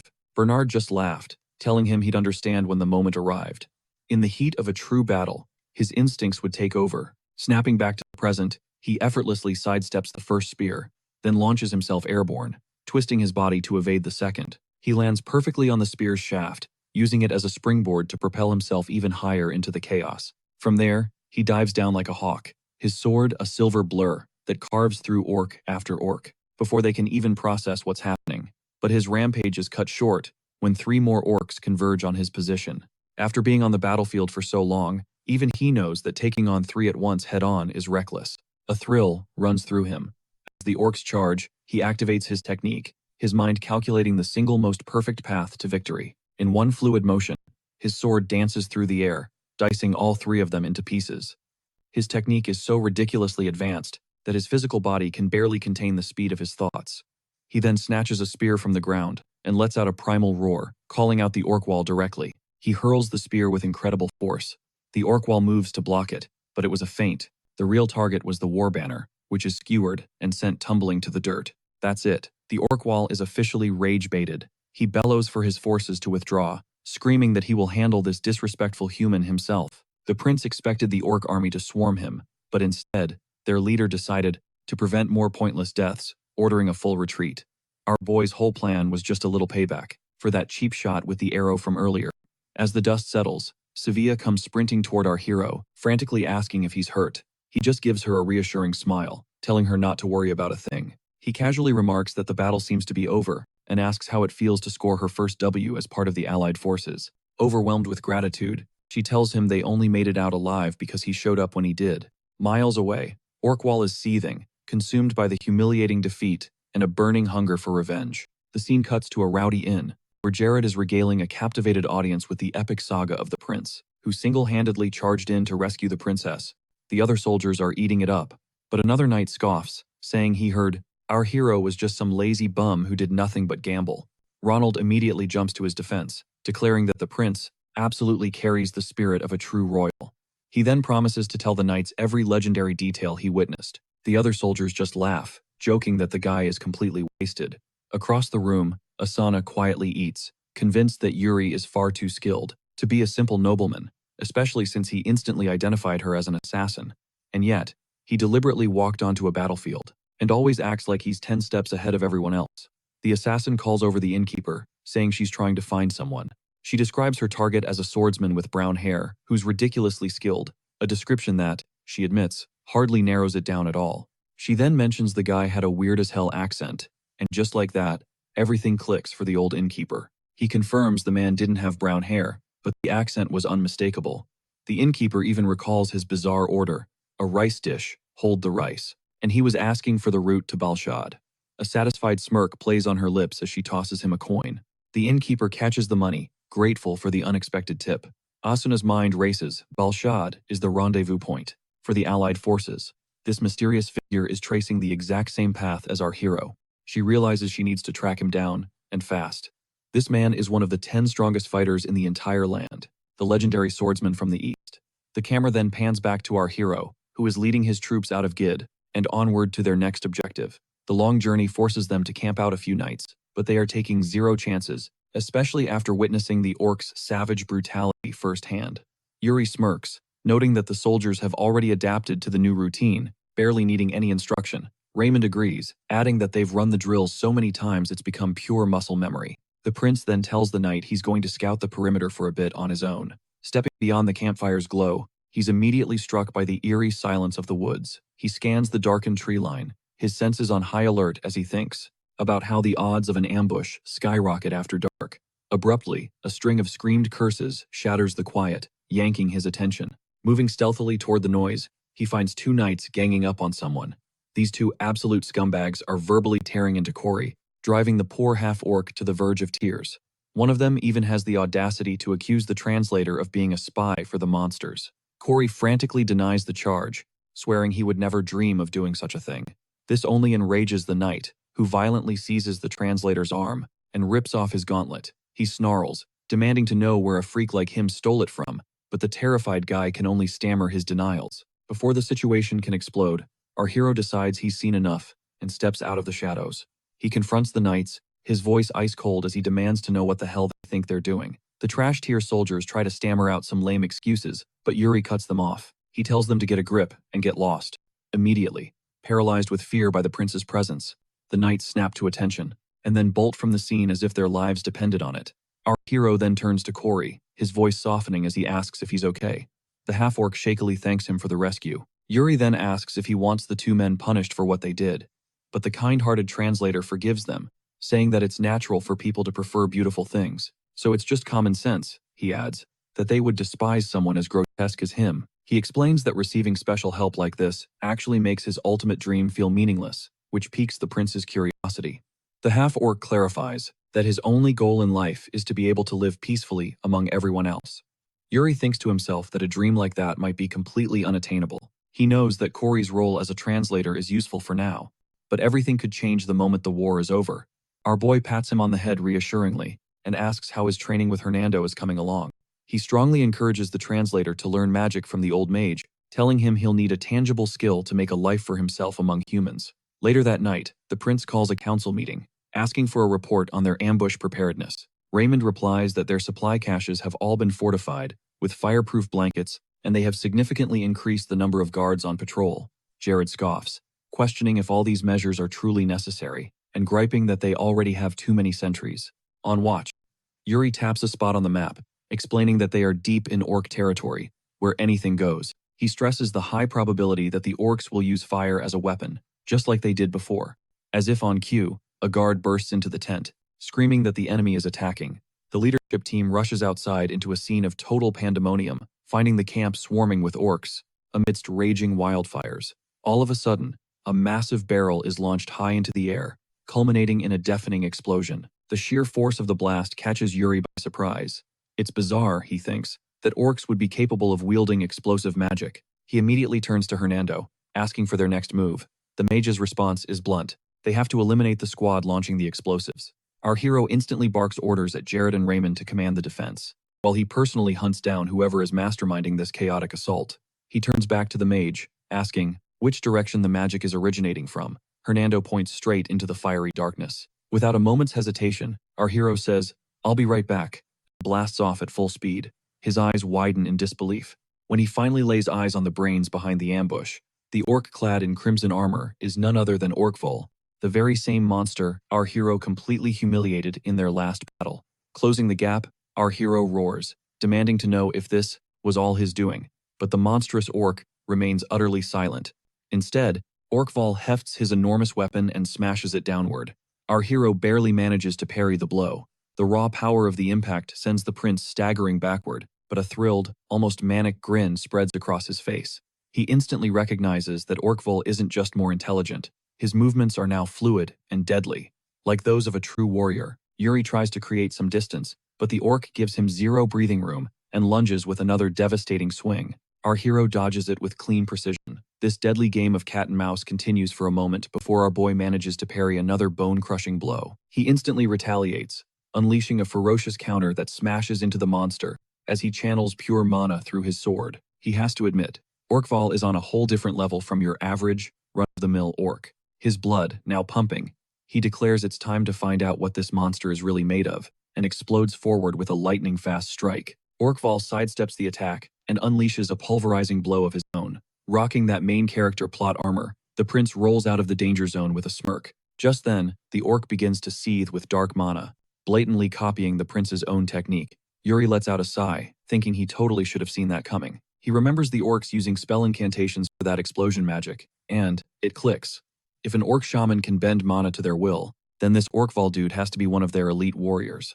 The prince wastes no time, activating his Soul Reaper /skill, while the beast just stands its ground, unfazed. The orc swings its weapon at our boy, only to get a sword rammed directly through its throat. To the prince's utter shock, Orkval's muscles clamp down on the steel blade, refusing to let him pull it free. Yuri's eyes widen as he realizes the monster must have poured every ounce of mana into its neck, just to cheat death. The orc starts roaring insults in its guttural language, while hoisting its massive axe high above its head. In that split second, our hero wrenches his sword free, shearing off 3 of Orkval's fingers in the process as he scrambles to evade the incoming counter. But the beast's axe still tears a gash across his shoulder, missing his head by mere inches. The close call just makes Yuri's grin wider. He gets it now. Regular attacks aren't going to cut it against an opponent this tough. Cloaking his blade in a dense, shimmering aura of mana, he taunts Orkval to stop stalling and get on with it.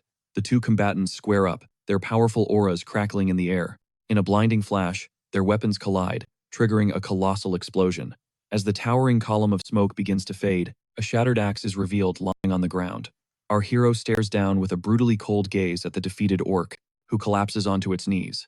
Lifting his sword with both hands, the prince announces that this fight is over. Then he brings the blade down without an ounce of mercy, sending a shower of red everywhere. Standing over the mangled form of Orkval, he grips his sword, noting that the powerhouse is somehow still breathing. The prince figures that, since this monster is clearly a high-ranking elite, he must be sitting on a goldmine of juicy intel. Wiping the blood from his cheek, he mutters that it would be a shame to dispose of this piece of trash just yet. From a distance, the knights call out to him as they sprint over. They ask if the prince is hurt, their eyes widening when they see that his opponent was the infamous Orkval. Yuri just tells them he's fine, and a knight reports that the situation at the camp has been contained. He gives them a nod for a job well done before ordering them to round up every last orc, starting with this giant sack of garbage. Staring down at the broken Orkval, he proclaims that it's officially time to start asking these monsters some questions. The scene then cuts back to the camp, where our hero is getting his injuries looked at by a healer. When asked what happened, he just says the monster got him, but the mage trolls him, saying it looked a lot more like he was getting ragdolled. After patching him up, Hernando remarks that the wound wasn't life-threatening, so he really dodged a bullet this time. As the prince starts to leave, the mage stops him and signals his men to bring something forward. Hernando then unveils a massive royal throne, so Yuri can conduct the interrogation with the proper amount of style. Completely thrown off by the over-the-top chair, the prince just raises an eyebrow, but the mage simply states a commander needs to have a certain flair. Trying to play it cool, our boy mutters that he might as well give it a try so their hard work doesn't go to waste. Our hero leans back into the plush chair, admitting that it's actually not half bad. Clearing his throat, he makes a formal announcement that the interrogation session is now in session. The prince commands his men to bring the orcs before him, one at a time. A few moments later, a knight grabs a screaming orc and shoves its head straight into the roaring campfire. When the orc life subscription officially expires, its limp body thuds to the ground, terrifying the other prisoners into silence. Yuri then declares that every orc will get exactly one chance to answer his question. He demands to know who gave the order for the night raid, and the orc in front of him just roars back angrily. Corey offers to translate, but our boy already knows the monster is just talking smack. Without even hesitating, our hero calls for Jared. Jared immediately gives the defiant orc the exact same fiery treatment. The other monsters watch in absolute dread as the second corpse collapses to the ground, levitating several mana-laced blades in the air around him. The prince coldly explains that he is going to ask one very simple question. Based on how they answer, he will decide if their journey to the afterlife is merciful or agonizing. He drives the point home by plunging one of the blades into a charred corpse and nonchalantly tells Jared to get rid of the garbage. At that very moment, one of the orcs finally speaks, and Corey translates that they're nothing more than low-level grunts. But the elite orc immediately sells out his commander, Orkval, claiming he knows exactly who gave the orders. He pleads for his life, offering up the intel as a trade. Our hero cracks a knowing smile. He can sense this one isn't bluffing. He presses him. Was it an Orkva who commanded this night raid? A wave of confused whispers spreads through the knights. None of them have a clue what that name signifies. Quick lore drop. An Orkva isn't just any orc, he's the absolute king of the species. This dude is the entire reason the allied forces are mobilizing to begin with. In this whole war, he's the one ultimate boss, the one they have to take down, no matter the cost. Back to the interrogation, Corey translates the elite's question. He's asking if he'll get to live for snitching, and our boy confirms the deal. After a few more guttural sounds, the half-orc explains that Orkval is demanding a pledge before he spills the beans. This visibly annoys the prince, who knows that breaking a pledge is the equivalent of throwing away your honor. He smirks, remarking that he's surprised a savage orc would even care about a human custom like that. Regardless, Yuri agrees to the pledge. Jared, on the other hand, is having none of it. He explodes. Are you seriously going to let this monster walk? Only for the prince to tell him to stand down. Corey then delivers the translated intel. It was the chieftain of the Orkva who carried out the king's orders. Our hero immediately follows up, demanding to know how the monsters discovered their travel route. The half-orc translates the answer. Apparently, the king has a special method for gathering intel, though the elite doesn't know the exact details. Jared confirms what he's hearing, and clarifies. So the Orkva himself pinpointed our location and greenlit the assault? The prince deduces this must have been how they ambushed the Holy Kingdom as well, but he knows this interrogation isn't finished. He leans in for one final question. Just how powerful is this Orkva, really? The Orkval erupts into a fit of insane laughter, and Corey translates the chilling boast. Even if every single one of the other elites combined their power, they wouldn't stand a ghost of a chance against him. The captured monster swears. His king is the most powerful being in the entire world. Yuri calmly concedes that it might just be true, but he warns the beast that there are other things it should fear more. He pulls out the necklace, commenting that humans are far more brutal than orcs could ever imagine. He dangles the bait in front of the enraged prisoner, asking if he's really going to break his sacred pledge. In that instant, the other knights notice the orcs' restraints are loosening and immediately draw their weapons. With a thunderous roar, the Orkval charges straight for our hero, but Yuri just smirks, ice cold, as he calls him out for being a pledge breaker. He signals his men, who instantly form a steel cage around the monster. Turning his back, Yuri gives the kill order and walks away, his aura at max level. A bit later, inside the packed medical tent, the priest is in overdrive, healing the wounded soldiers. He moves from one to the next, pouring his healing energy into every man writhing in pain. The poor guy patches up one soldier only to immediately move to the next, running on pure fumes after hours of non-stop work. Just then, Hernando and Corey burst in, with Hernando telling the priest to start on the other side of the tent while he tackles this one. Corey comes in clutch with a bucket of water the priest had requested. After a quick thanks, the priest tells him to stand back. The priest channels his holy power into the bucket, and Corey can feel a strange, potent energy begin to radiate from the water. He explains that it's now holy water and tells Corey to start cleaning the soldier's wounds with it. Suddenly, someone screams for the priest to help another gravely injured man, and Corey is just in awe of this guy's tireless spirit. The moment his healing spells connect, soldiers are freed from their agony, and Corey can't help but be blown away by his incredible magic. As the sun finally begins to rise, the three of them collapse together, finally getting a moment's rest. Hernando sighs, relieved that the worst seems to be over. The priest thanks him for his invaluable help, and the mage turns to praise Corey. He tells him he did an amazing job too, but Corey gets all bashful, insisting he barely did anything useful. My guy clearly doesn't know how to take a compliment. The priest expresses his gratitude that their losses weren't heavier, and the mage adds that it was all because they snuffed out the fire before it could rage through the camp. Still, the priest confesses he fears something worse is always on the horizon, praying for divine protection. But Hernando says that even in the bleakest moments, there's always a glimmer of hope. He points over to the soldiers gathered around a campfire, singing and trying to lift each other's spirits. He notes that only hours before, these same men were fighting for their very survival, but now they're focused on healing together. All of a sudden, the mage waves his hand, conjuring a cascade of brilliant fireworks that light up the dawning sky. Our magic can reignite their hope, he explains. Watching the display, Corey looks up, completely mesmerized. He turns to the mage and asks, "Can you teach me magic?" Hearing this, Hernando looks genuinely shocked that someone, for the first time, actually wants to be his student. After all this time, he ruffles Corey's hair and asks what ignited this sudden drive to learn. The half-orc confesses that, at first, it was the prince's suggestion, but now his motivation is entirely his own. He's convinced magic is a source of happiness, and he's determined to wield it to help people. A smile graces the mage's lips as he thinks to himself what a noble goal that is. Corey is absolutely beaming just imagining his magic training. The scene cuts to a sprawling grass field, where a soldier sprints over to report that knights from the Empire are requesting an audience.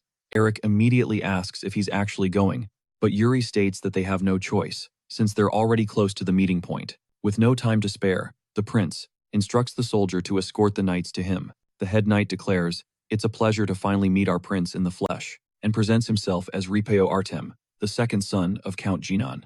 Our boy extends a polite welcome and asks whether the emperor has made it to Balshad. The knight reports that his unit was the vanguard, the first to arrive, and they've already deployed several soldiers to scout the path ahead.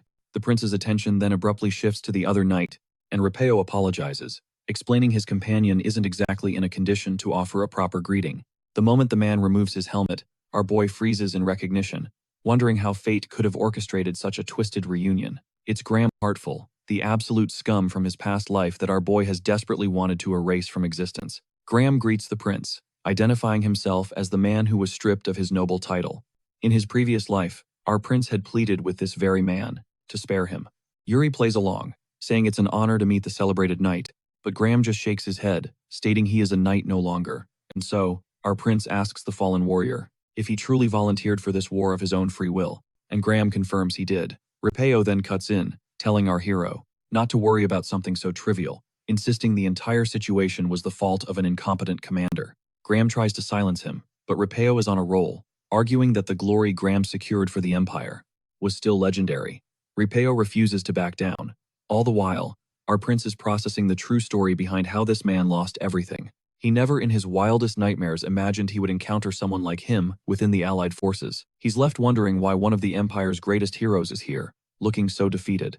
In the end, he masks his thoughts with a practiced smile, and says it's a true honor to meet a warrior of his caliber, having heard many tales of his legendary strength. Then he drops a bombshell proposal, asking if Graham would consider joining the Brielle army instead. You see, our prince is completely done with the arrogant knights of the Empire, but Graham is an entirely different story. In his past life, this man gave him a chance to survive, when no one else did.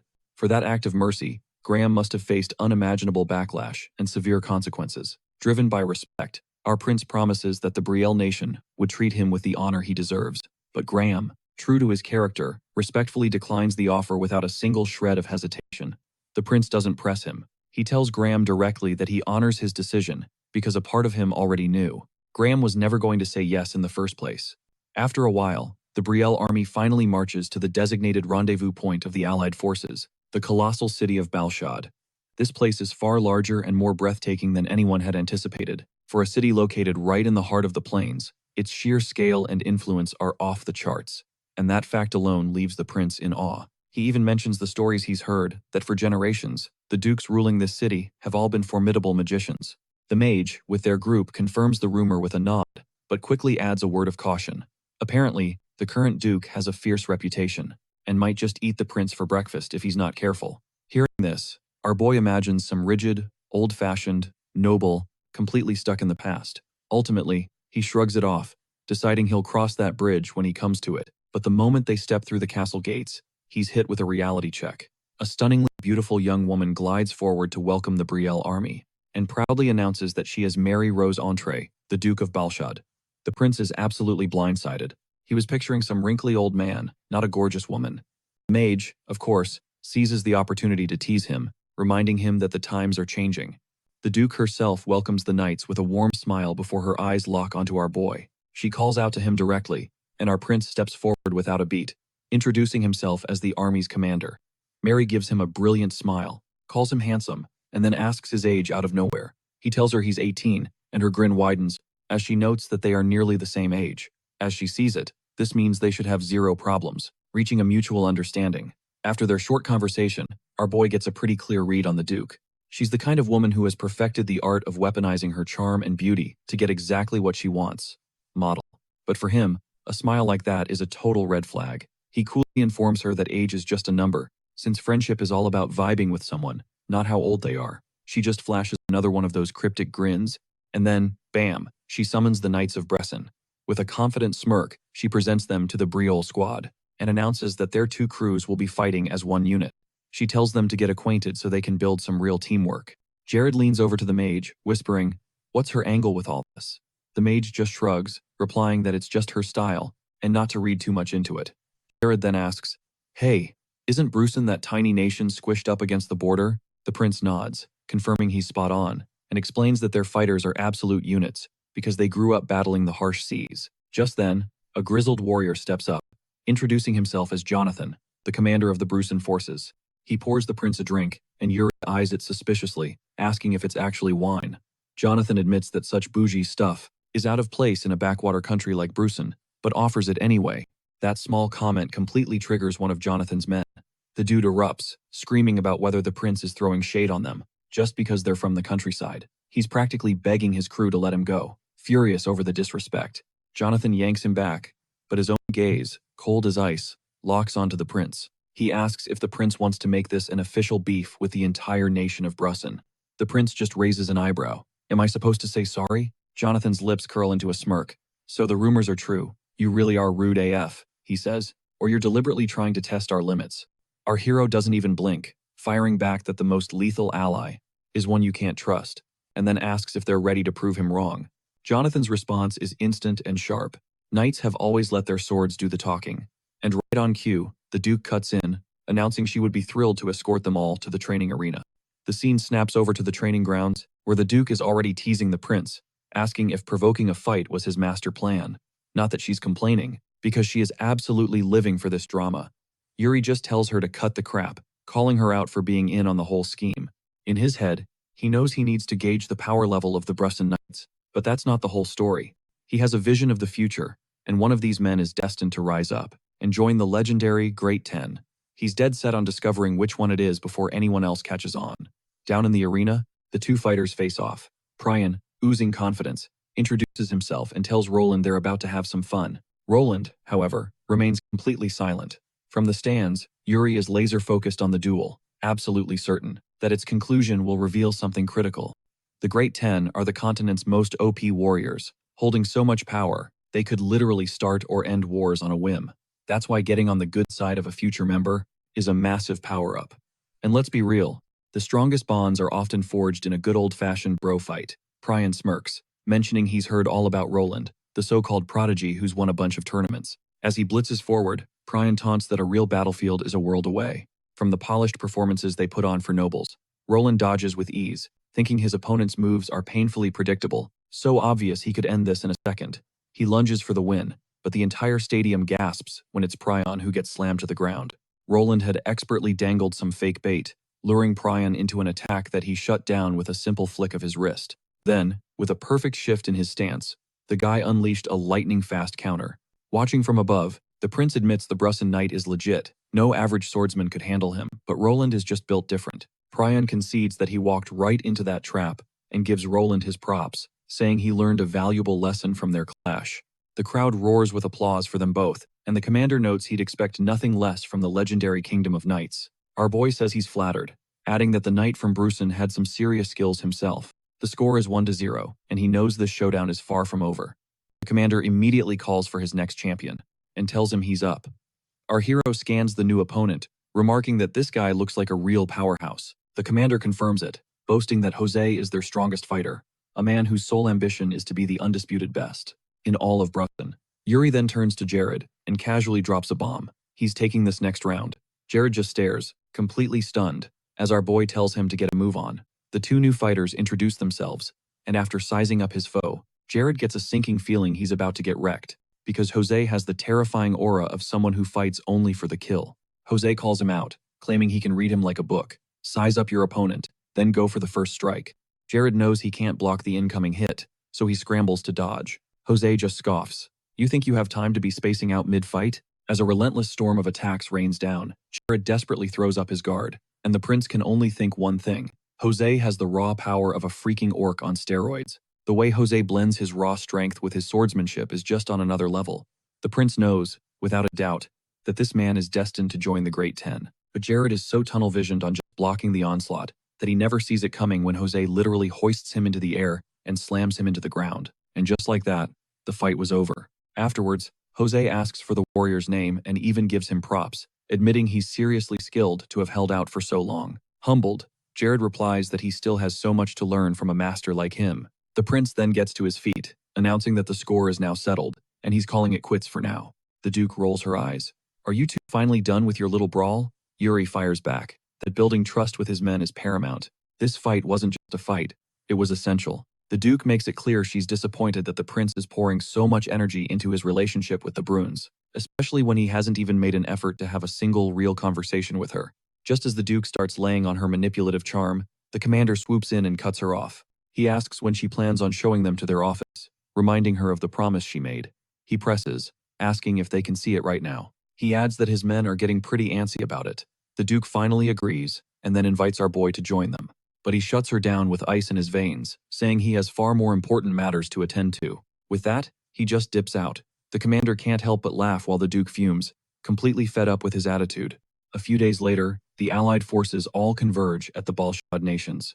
The second they hear the Supreme Commander has shown up, they all start posturing and sizing each other up, everyone except the nation of Briol. Hernando approaches Yuri, worried, asking if they should ramp up their training since all the other commanders are already forming alliances. He points out they're already sharing strategies, but the prince just scoffs, certain they're only telling half the story. Every last person gathered here is a legendary swordmaster, and their egos would never let them reveal their full playbook. There's zero chance of real cooperation because every single one of them is looking down on the person standing next to them. The prince knows that if he wants to earn their respect, he's going to have to put on a show. He turns to Roland and asks if he's up for a few duels, and Roland's face immediately lights up, saying he's always ready. He says he feels honored that our hero even wants to fight him, but Yuri gives him a direct order, "Come at me for real." Hearing this, Roland grins and unleashes his mana. Seeing that pure energy, our boy knows Roland is the perfect sparring partner. The man explodes forward, launching an attack that our boy parries perfectly, right before Roland goes for a lightning-fast stab.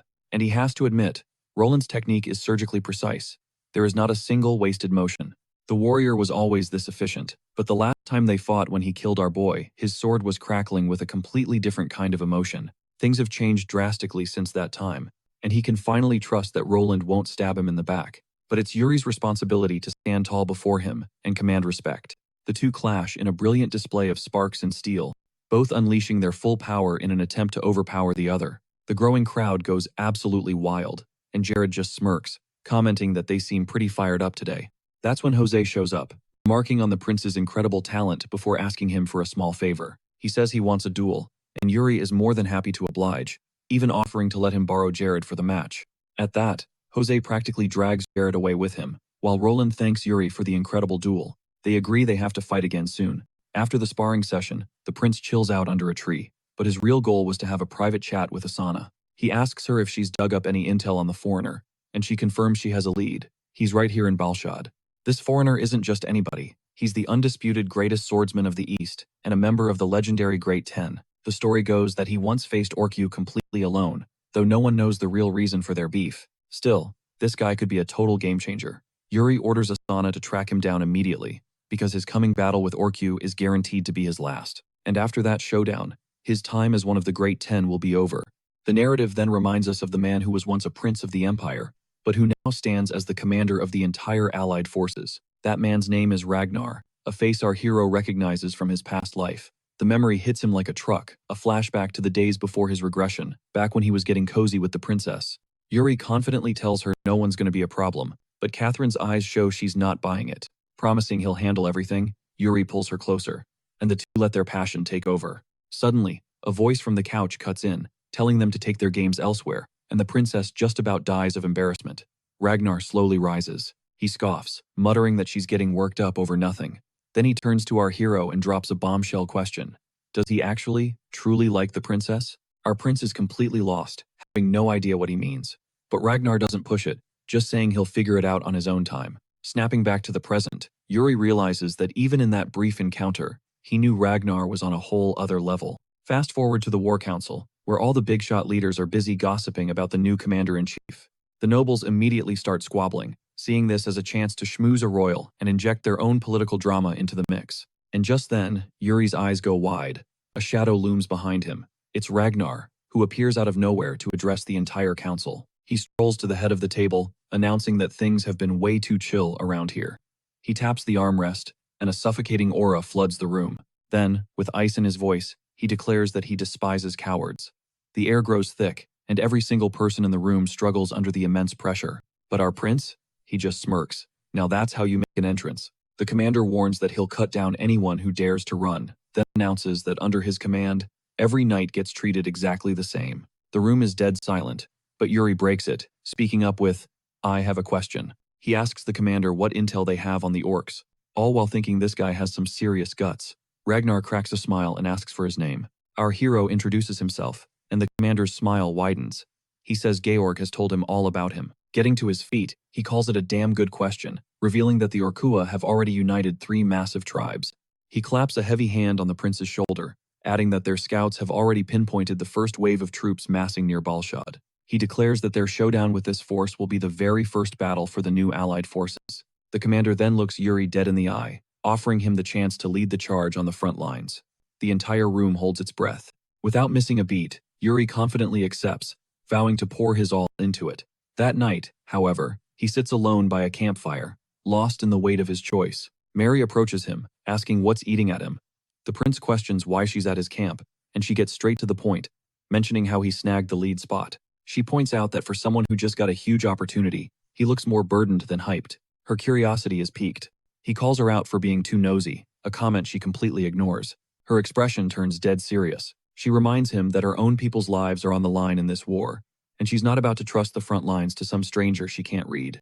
She tells him to drop the act. She wants straight answers. Mary then lays out a deal. If his answers satisfy her, she'll back him up in the coming fight. He's visibly confused. In response, the mage ignites a flame in her palm, a blazing reminder of why they call her the Arcana. She then throws a little shade, boasting she'll be way more useful than Hernando out on these grasslands. But Yuri's grim expression doesn't change. People are going to die in this battle, he says, his voice heavy. Standing up, he explains that the front lines are where the body count is always highest. He's going to have to bury comrades he just shared a meal with, friends he laughed with, and all of it will be a direct result of the choice he made today to take the lead. He admits he's trying not to get swept up in emotion, but he has to somehow bear the crushing weight of that responsibility. That raw honesty makes Mary's eyes light up. That, she says, is the perfect answer. She confesses she's not thrilled that he prioritizes his men over her. But regardless, she extends her hand, making a solemn vow to aid the prince. In his first battle, he will have her power. They shake on it, and our hero sincerely thanks her. Days later, the moment of truth arrives. The Allied forces' first battle is here. The two armies stare each other down across the battlefield, a sea of tension. At the very front, Yuri raises his sword and bellows the command to prepare for impact. Meanwhile, back with the command unit, Ragnar notices Mary is still standing right next to him, even as the frontline troops begin their advance. With that signature innocent smile, she informs him that she was personally stationed there by the third prince. At that very instant, our prince digs his heels into his horse and explodes forward, leading the charge straight into the fray like a man possessed. Watching him spearhead the attack into the enemy's weakest point, the Supreme Commander can't tell if he's witnessing breathtaking bravery or sheer insanity. Just then, Mary politely asks Ragnar to pardon her before raising her massive staff to the sky. A moment later, a colossal sphere of fire materializes above her, burning with the intensity of a second sun. With a flick of her wrist, the blazing meteor descends. It hurtles directly towards the Orc army, set to detonate just seconds before Yuri's vanguard makes contact. Ragnar goes pale, screaming that she's casting way too close to their own soldiers. But Mary just flashes him a smirk, dripping with confidence, and says, "This was the signal." As a blazing meteor screams down from the sky, our hero plunges headfirst into the Orc horde. He skewers the first monster with a flawless spear thrust, then vaults backward, clearing the blast zone a split second before the spell detonates. With the explosion still roaring, he whips his sword forward, summoning a colossal wall of water to shield his soldiers and roaring for them to charge. The Supreme Commander is frozen on the spot, completely dumbfounded as the prince dives straight through the heart of the raging inferno. Our guy leads the vanguard once more, commanding his men to follow him directly into the wall of flames. A pack of boneheaded orcs decides to rush forward, completely ignoring the fiery spectacle. The prince answers their war cry by launching his sword, burying it deep in a monster's throat. As he does, another beast tries to shank him from behind, but a comrade in arms leaps in, parrying the attack like an absolute legend. Witnessing this insane display of guts and grit, the other commanders finally get the memo. It's time to prove that Brielle isn't the only kingdom, bringing A-listers to this fight. As the chaos of battle swells, the leader of the Holy Kingdom orders her soldiers to back the Brielle warriors up and utterly demolish any lone enemy foolish enough to get separated. The Supreme Commander cracks a grin, totally floored by how the prince's insane fire charge stunt sent his army's morale rocketing into the stratosphere. But what's even more mind-blowing is the sheer genius of the strategy. He unleashed an inferno on the enemy, while his own squad remained completely shielded behind water walls. It gets him thinking, how on earth did he get Mary to sign off on such a bat-crap crazy idea? The Duke admits she was totally against it at first, but the prince somehow won her over. He delivered on his promise, and Ragnar has to agree. It was a hell of a premiere for the Allied forces. Debut battle. That evening, the Duke is at her desk, buried under a mountain of paperwork. She mutters that it's awesome. Prince Yuri secured their first victory, but an unannounced visitor completely kills her vibe, and she snaps that a little celebration doesn't give someone the right to just storm into her room uninvited. The culprit is none other than Sensei Hernando, who coolly notes she could at least try to be welcoming, considering he was her mentor once upon a time. Hernando teases that she could ask how he's been, or maybe just offer a proper greeting, but Mary is having none of it. She fires back that he can hardly call himself a teacher after he completely ghosted her out of nowhere. Hernando settles into a chair like he owns the place, saying he just dropped in to check on his old student. More precisely, he wants to see how her research on the transcending interpretation formula is progressing. Hearing this, the Duke concedes. She's actually made some major breakthroughs. She explains that this unique magic lets someone decipher unknown languages by linking them to ones they already know. She even found out it's directly connected to ancient magic. Visibly impressed, he tells her to keep him in the loop with any new developments. Then his entire demeanor shifts. He gets dead serious, asking if Yuri has sparked her interest. Explaining that he desperately needs her help, Mary lets out a sly smile, pointing out how strangely invested he seems to be in the prince's future. She reminds Hernando that the Grand Wizard has no business meddling in the fates of mortals. Hernando concedes the point, but he insists that the situation is way more complicated than she could ever imagine. Way too many powerful people are now caught up in the prince's destiny, including the commander of the empire. The scene cuts to a command tent, where Supreme Commander Ragnar is giving our prince his next mission, a high-stakes scouting operation that could be a total game-changer for the war. He lays out the plan. They need to infiltrate Orc territory, deep in the eastern region. The following morning, he clarifies that the army will be pushing through a seriously treacherous area, a zone crawling with potential ambushes. That's why they need a separate scouting party to make sure they don't get encircled and broken. Hearing the plan, the prince seems a little unsettled. He suggests the Supreme Commander should offer another nation a fair shot, pointing out that Brielle already took center stage once. But Ragnar is unmovable, insisting he will only entrust this mission to someone he has complete faith in, and right now, he thinks Brielle is the top contender. With no other way out, our hero cracks a cheeky smile and hits Ragnar with a counter-proposal of his own. A while later, a runner informs the Holy Kingdom's commander that new orders have come down from the top, concerning a unit to protect the main force. To decide who gets the job, they're going to hold a competition between any of the nations that want to throw their hat in the ring. Meanwhile, the other commanders are getting seriously hyped, intrigued by Ragnar's bizarre method for selecting his elite units. Back in Yuri's camp, Hernando reads the new directive aloud.